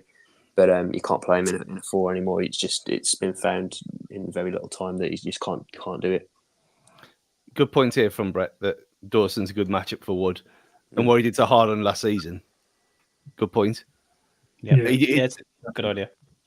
He wasn't even, like we said earlier, he wasn't lacking in pace on Wednesday night, and the fact that he was took off on 60 minutes, I can think there's your answer why. Yeah. He did enough, and he looked fine for me. It's going to be Semedo, though, isn't he, Dean? Semedo is back. Yeah, it'd be Semedo on the right, but what I would do is I'd move Yerson to the left, rather than just so all your pace isn't on the right-hand side. And then I'd put Dawson as the right centre-back or Santi as the right centre-back. Because if Rayan's going to be going the freedom to roam still, they're going to have a Langer on the right wing, aren't they? Or Callum Hudson-Odoi, I'm guessing. And you need someone pace at that left centre-back to help cover, which was the theory with Totti, but he's just too chaotic to cope with it. Mm-hmm. And Yerson played at the left centre-back a few times when he was at Villarreal last season, so you can do it. So I think if you're going to do it, Semedo will be back. No more Joggety. Which, to be fair to him, even though I've just said Joggety, he's played well so far this season. I'll give him his props. But the agenda is still there and strong. But yeah, I think that's what I'll probably be. Semedo, I'd play Santi, but I think it'll be Dawson, Yerson, and then Rayan with license to roam at left back. Well, we need license to roam from left back because Semedo's not going to provide anything, is he? It's almost like we've got 3 completely different right backs now. You got Doherty, who's solid as anything. Semedo can do half of the pitch, and then you got our saviour, the fluffy-haired one, when he finally gets breakthrough. I mentioned on Wednesday night that I could see Tommy Doyle playing instead of Joe Gomez because I don't think he started the season well, really, for me. Am I going mad? Rich, the look on your face seems like I am. No, it's not mad. It's not left field at all. But at the end of the day, Neil likes to keep his team the same each week. He doesn't do too many changes. He might see one with Totti changing, but I can't see much more than that, unfortunately, with it. But yeah, do we need a bit of grit in midfield, a bit of difference? And don't get me wrong, he's no Mo Gomez, but he hasn't started well so far this year. Who knows why? Maybe it's because he's had his kid and things aren't, he's struggling with that. So yeah, he's different because obviously he's fresh. He's a young dad. He's got a lot of football ahead of him. He's got all season. Doyle's fit and raring to go. He's keen to get smashed into old Gibbs White as well, hopefully. And I'm get him in. I'm okay with it. I mean, look how it affected Neves when he was a new dad. And he was shit for weeks. It does affect people in different ways. The big question now, Tom, left it up for you. Great. Hwang Hee-chan. He's so streaky, isn't he? He's either really good or really shit. There just doesn't seem to be any middle ground with him whatsoever. I'd probably take him out. I think he's probably a good option to come off the bench. But I'd give Rodri a little run out, see what he can do. I think. Again, it's one of them. It's like you don't drop him now. When do you drop him? And he was all right when he came on in the week, but again, he didn't pull up too many trees either. So I've got to be a little careful. I didn't watch all of Chelsea, luckily, because I was still in America. I did. I watched the first 2 minutes and then left pretty much instantly for a water park because I'd had enough of the shit after 2 minutes. I think from what I've read, I'd give him a rest and put Gomez back in, get a couple of, I don't know if is he away on international Hwang over the break or not, I don't know, but I'd drum some fitness into him or something because again he just doesn't seem right. He seems off the boil. I think he's so hot and cold. Yeah, it's like he needed a break in pre-season and he didn't get one. Maybe that's all it is. But didn't you say you're going to depart us soon? So before you do, I'm starting the Lord and Savior Gonzalo Guedes instead of Hwang. I'm having Guedes, Cunha, and Strand Larsen up top. Because Guedes just gives you that vertical threat to run in behind, and you're more or less playing 2 second strikers there. We're getting at them. Right, on that note, see you later, gents. Thanks for having me. Up the Wolves. See you later. Adios. I mean, I'm agreeing with him. Wow. I said it at the time. I said after the game, I would start Guedes in place of Hwang because he hasn't done it again. Look who's done something so far this season, and look who hasn't. And yeah, I know we're away. There's less Korean fans to please. We can afford to play him. It's a baffling situation to be in, but I would do that. I would play Gonzalo Guedes through choice. And the straight jacket over there. I gotta say, I never hear you say that at all. Yeah. Have you took a recent hit to the head or something stupid? That's one hell of a turnaround. That's a U-turn on. I'm not going to bring politics into it, but that's a U-turn on some level. Some level that is. I mean, I said at the start. I mean, there isn't words that I haven't called him, and rightly so. But credit where it's due. Can't say I'm not fair. I think he deserves it. I think he deserves it. Sure. I think you're not far wrong in saying that. I think maybe for stability and for balance in terms of the system, I think Rodrigo Gomez is probably a better shape for me personally. I think keep the golden boy in. I thought he played well against Arsenal. He was probably one of the better players in that game for us, and he's done well considering he's only been in English football for a short period of time. Guedes, like you say, he's offering goal threat at the moment, which is nice, and he stretches the play in terms of what Dean was saying vertically up the pitch. But I think for what O'Neill wants to do and for sort of balance, I think we've got Rodrigo Gomez probably offers a little bit more to the system. We're relying on Guedes to come back and help out as well. If he's on the right, is he helping out on Alanga? I think Gomez is more likely to do that, isn't he? Because he's got like right wing back experience. So we'll be a little bit careful on that side, I think. I mean, if you're playing him, it depends because you don't really want. I mean, Strand Larson doesn't come back that often, does he? We fell in this Harry Kane Rooney trap before of strikers coming back in their own half when there's no need. Yeah, I mean, if you send it forward, fair enough. But I think if you're a second striker, I think you've got to help out a little bit. I think otherwise you just get overrun and overloaded. I think I said that at the start. I was amazed how he was putting himself about on Wednesday night, and that he wasn't being an arsehole and he was being a team player. So I know I can't believe it either. I've got no issue with playing him whatsoever. Baffling situation. Bellegarde's in with a shout as well, isn't he? Really, I think my only concern is like Neco Williams getting forward for them from fullback. He's always been pretty good for them, to be honest.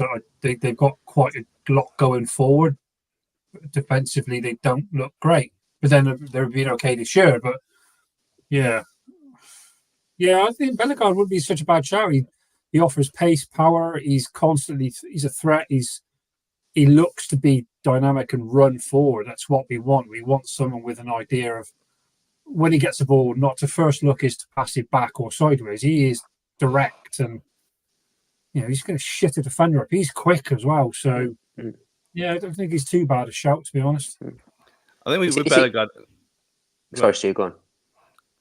So I prefer him. It's annoying because I don't think you can play him there when Cunha plays either. Playing him through the middle. I think he's a lot better through the middle than he is out wide, either side. There just seems to be something off with him. And I know exactly what you mean, what you're saying, Rich, that he's got everything about him. And he was another one that was Wolves cursed. And his career, it didn't kick on, and then he got sent off for silly reasons and whatever, and he just kind of stalled. But he's another one who he hasn't disgraced himself this season so far. And I wouldn't be against. The only one I'd be against is if Hwang starts. I'll be pretty pissed off than anything else. I think if Totti started, I think it's just suicide. You just give him the game in a back four. But I really do think he from what he was alluding to and saying that maybe we have to change things and all this kind of stuff. Is he saying he's going to, or it could be that hybrid back five where you got players in certain places that move across the pitch and like we did last season that worked when we scored more goals than anyone else in any other Wolves Premier League history, by the way, playing with the back 4-5. I just think we are going to play with one more back there than we think. But where does that play? Where do you play Bellegarde then?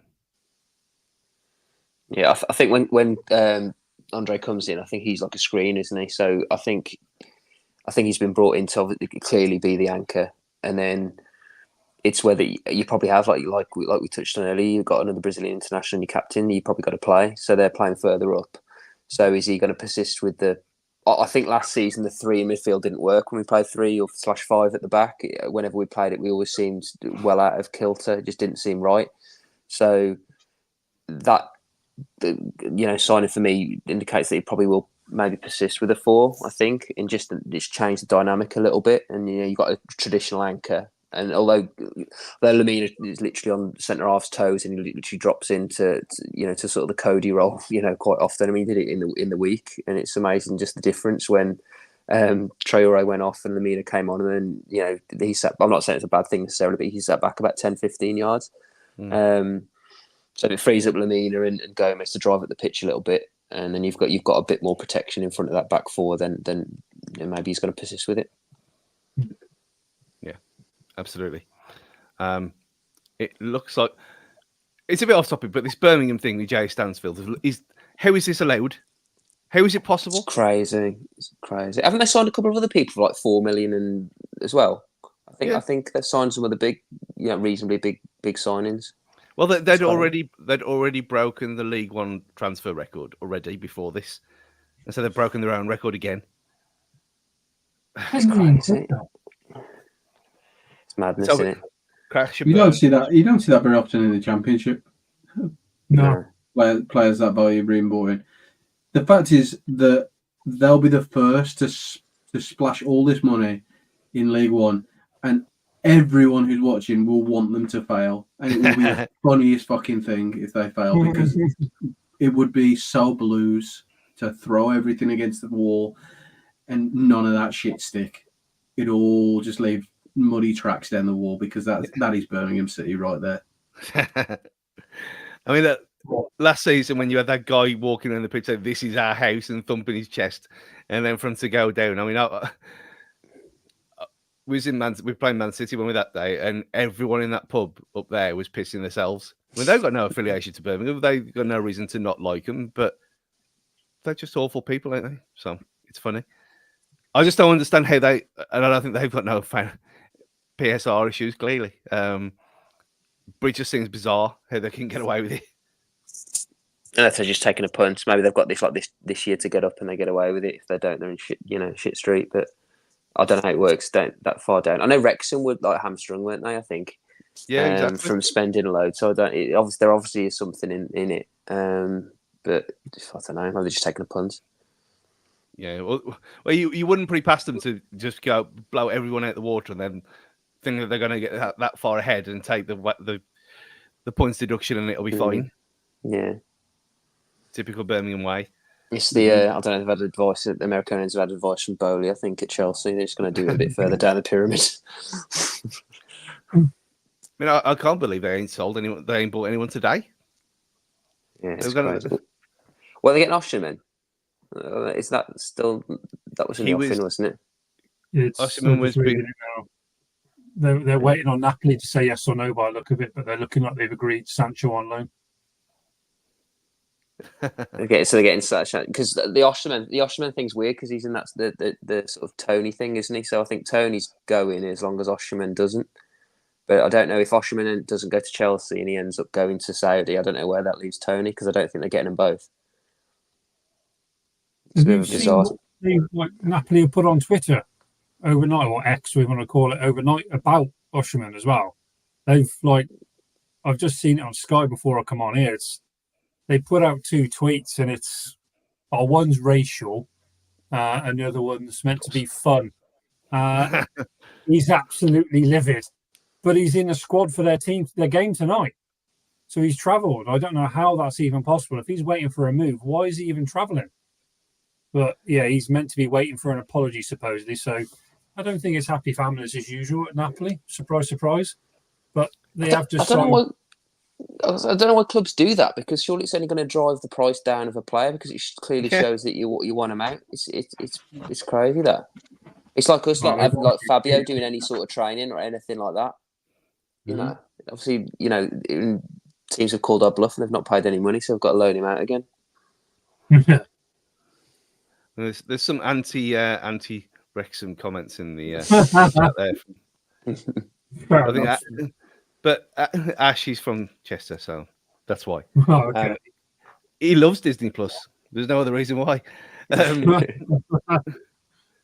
Italian football's just a mess in general. This happens every single time.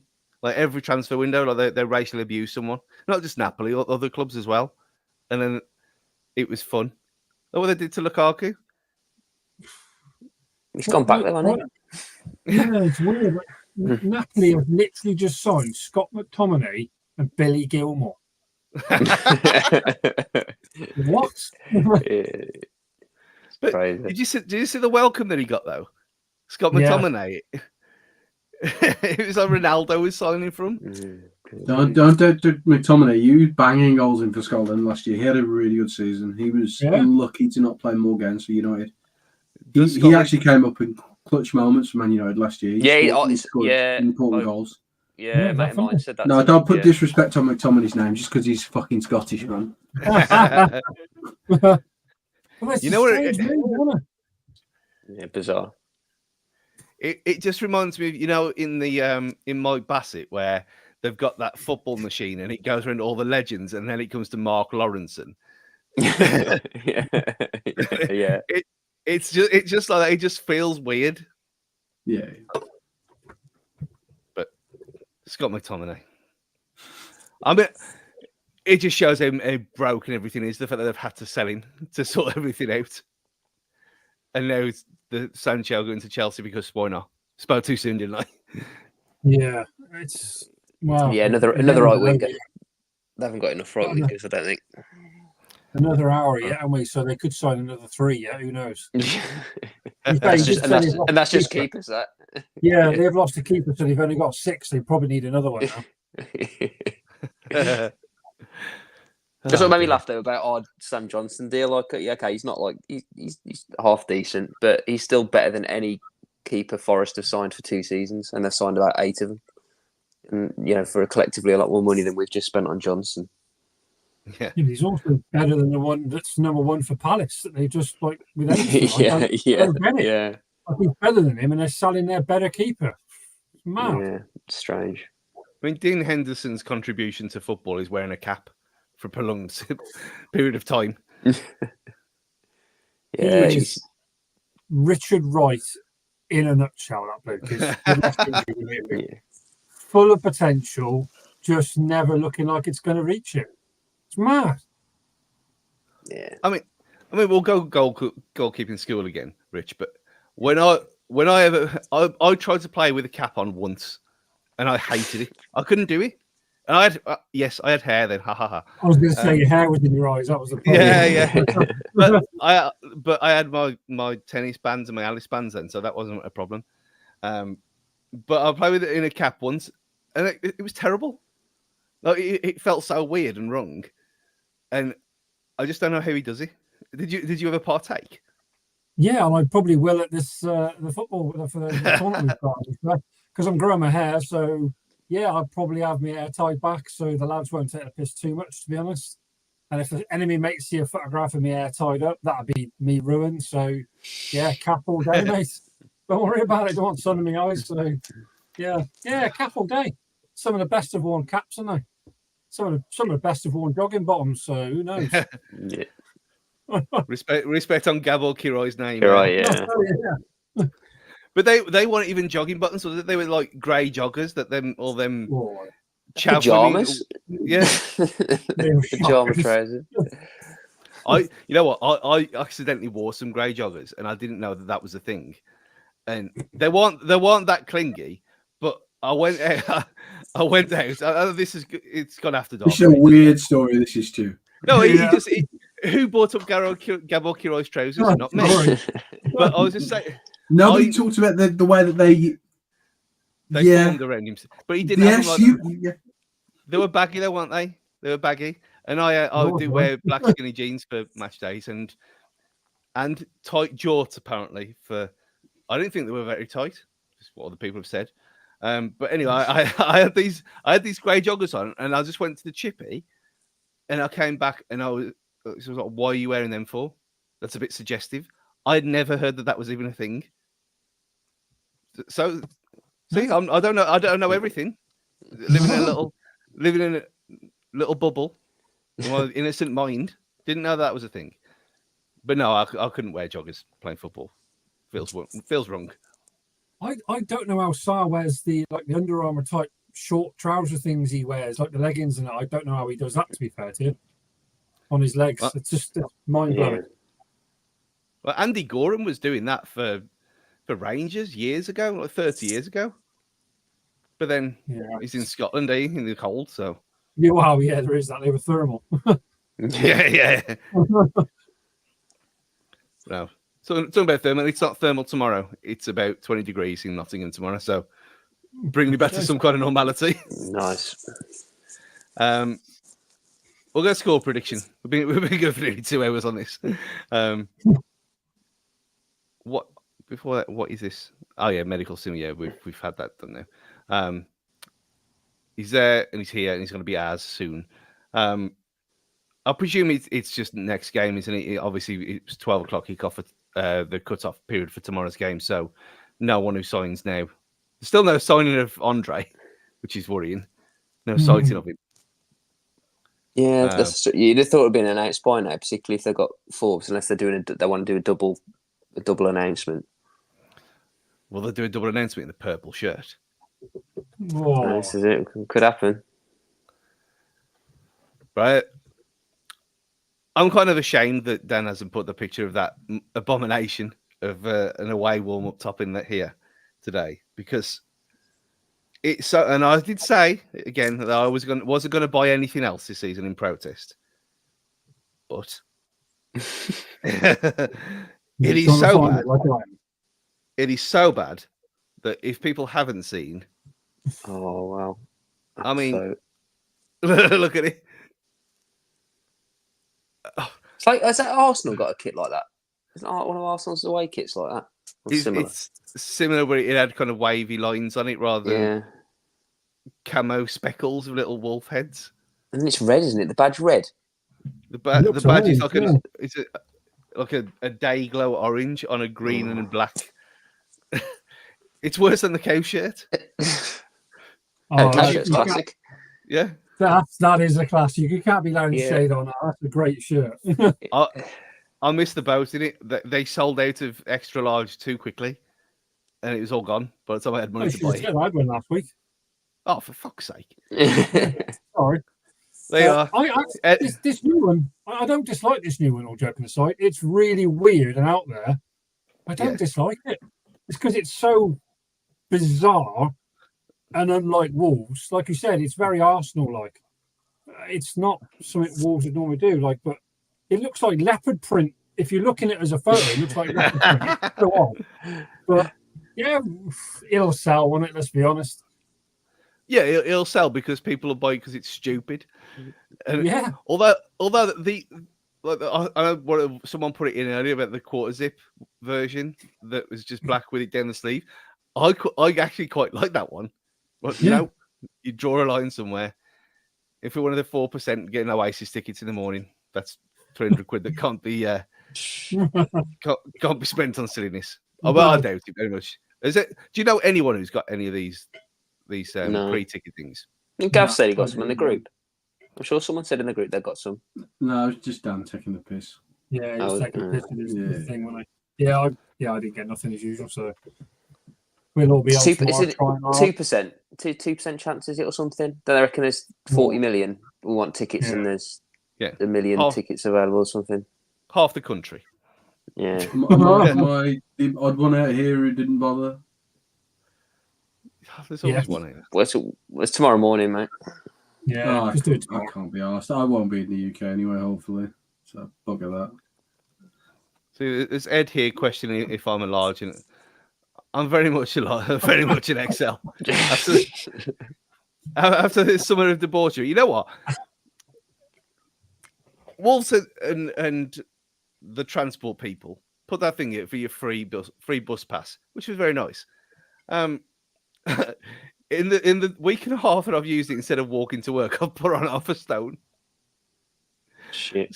Wow. So, by the way, when you think about it, it's like 20 mile a week that I'd walk there and back over the course of a week, and doing other stuff, and having a free bus pass. I thought, let's just see what happens. Yeah. So it's not quite double XL. I mean, this is an XL, and it fits me, which is unreal. So the only thing that's running with you is diabetes currently. Then yes. I mean, after drinking all this Hawkstone, there's going to be something else running tonight as well. When we get off this, especially with the cider, mate. It's all right actually. You know what? It's decent. Yeah, it's 5%. I know someone in the comments. I didn't go to the pub. I got this from a local garden centre. But as Dean said, if you want on at that time, some fancast trip to Clarkson's farm, to the pub next summer. No football, no Oasis for us. What else are we going to do? I'm going. Before any other silliness, prediction time. Nottingham Forest, Wolverhampton Wanderers. Rich? I think a tricky 2-2 tomorrow. No. Yeah, I don't see us losing, which is a good thing. I'm hoping that's right. Be nice if we get a win, but yeah, they're a really horrible team to play against. Gibbs White will be a shit house all day winding us up. No doubt he'll score just to wind us up even more. But yeah, I'm going to go 2-2. Excellent. Tom? I'm going to go 1-1. Yeah, I'll go score draw as well, but yeah, one apiece. Yeah, it's going to be a tight game. They always are against Forest, aren't they? This has been a draw the last couple of times we've been there as well. Maybe three times with a penalty game. So yeah, I'm gonna go draw. Yeah, it screams 1-1 again, doesn't it? It's like Yeah. No, it's a nasty game.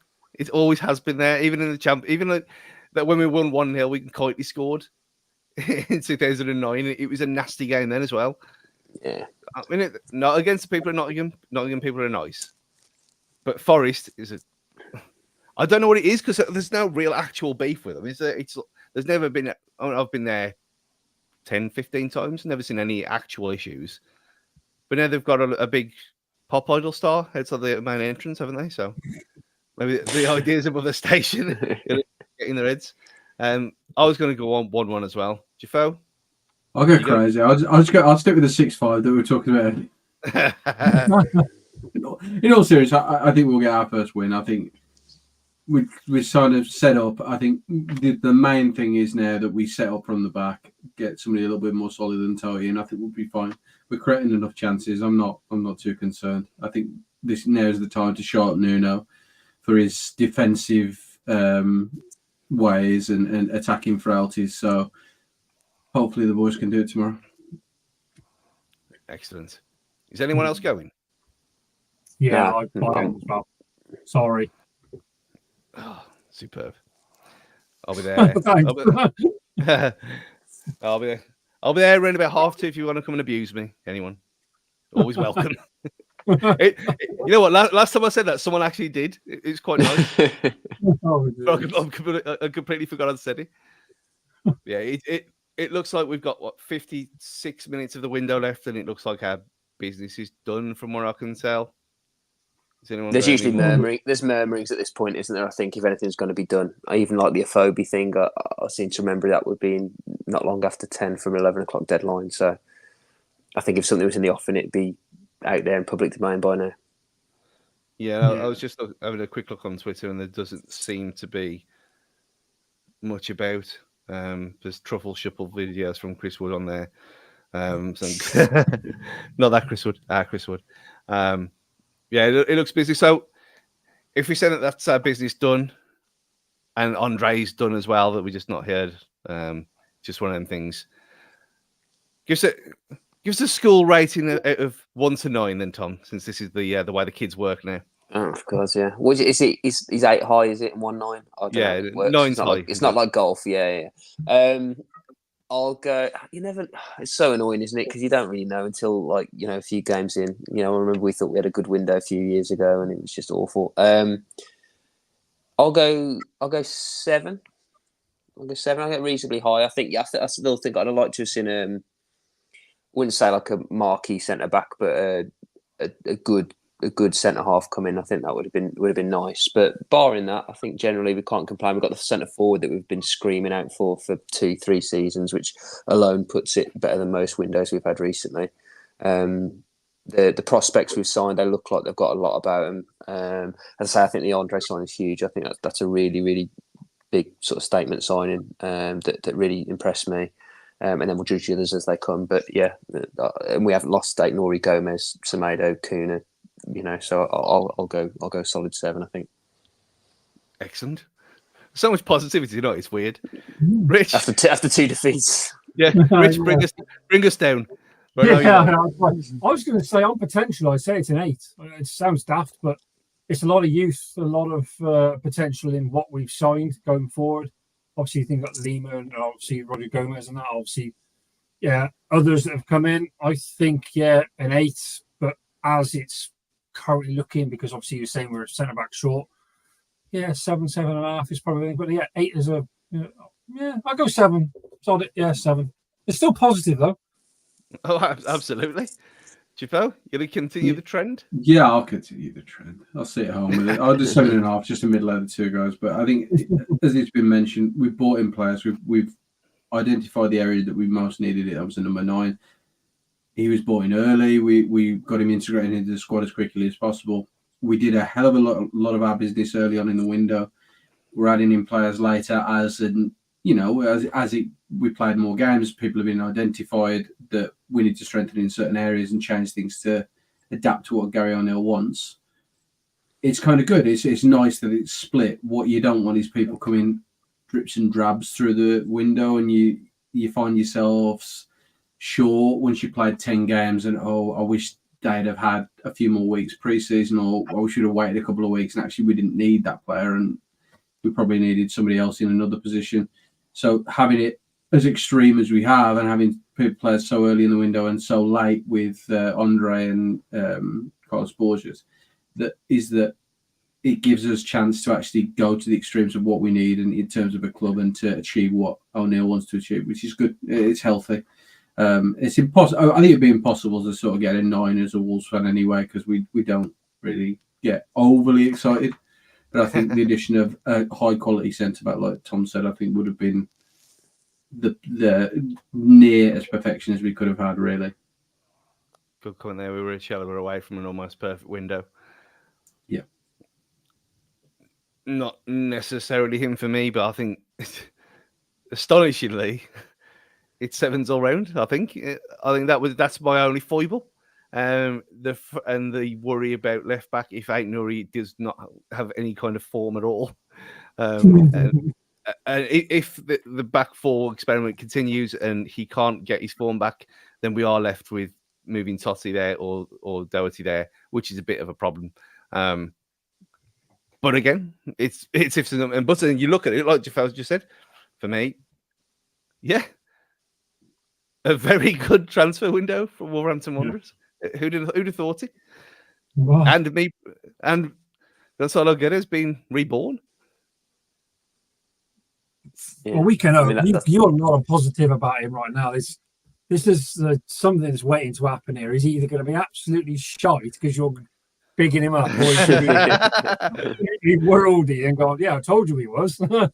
So yeah, I just hope the lad starts doing something and he's happy being here. If he scores, great. If he doesn't, but he still wants to be here, just keep performing. That's all we want. Ideally. Fantastic. Thank you, everyone. I mean, masses. I mean, looking at the little counter there, there's been thousands and thousands of people watching this infographic, this informative show tonight. So thank you, everyone. Yeah. I mean, I'm not agreeing with this, but I'll put it up anyway. From Todd. I mean, Todd's scarf here that he gifted me has been here for the whole time. I'm positive when everyone else is positive. Let's just say that. Take it as I find it. Everyone knows what evil Fosun are now. I'm vindicated. Guedes has changed my mind on him. We haven't conceded 6 yet because we haven't played it tomorrow. If we get battered tomorrow, and I'll come back on here on Sunday and absolutely roast everyone. But I don't think we will. I think it'll be a decent performance. So there you are. Jafo, one more plug for our little things. Oh no, you love it. You love it. So yeah, so we've got the Fancast stories now open. As you saw, for the ones who were watching on YouTube a little bit earlier, Dean Martin was wearing one of our lovely shirts. But for all of our UK-based fans, I'm sorry, international fans, but all UK-based fans, we have free shipping until Sunday evening on all of our merch for the UK fans. So we're looking at wolvesfancast.tmill. That's TEEMILL, tmill.com. Some fantastic designs on there. Jorgen Strand-Larsen being probably the standout there, but Joe Gomez fantastic as well. So make sure you're getting it. There's plenty of pictures on Twitter, Instagram. Tag us if you do get it. Let's try and get this as far across the world as we can. And if you want to be frustrated, fcquiz.app for the Fancast game. I'm not doing it ever, so don't challenge me on it. I do not like being frustrated. Wolves is enough for this. So Rich, say goodbye. Pleasure. Thanks very much. Excellent. Thomas See you guys. and Jafo and your matching mate. golden black hair and beard. Catch you later, Wolves fans. And we'll see you later. We'll see you Sunday. Goodbye. Oh, I'm going to forget to press the button in time. Just there we are. This is what 8 months does to you. See you later, guys.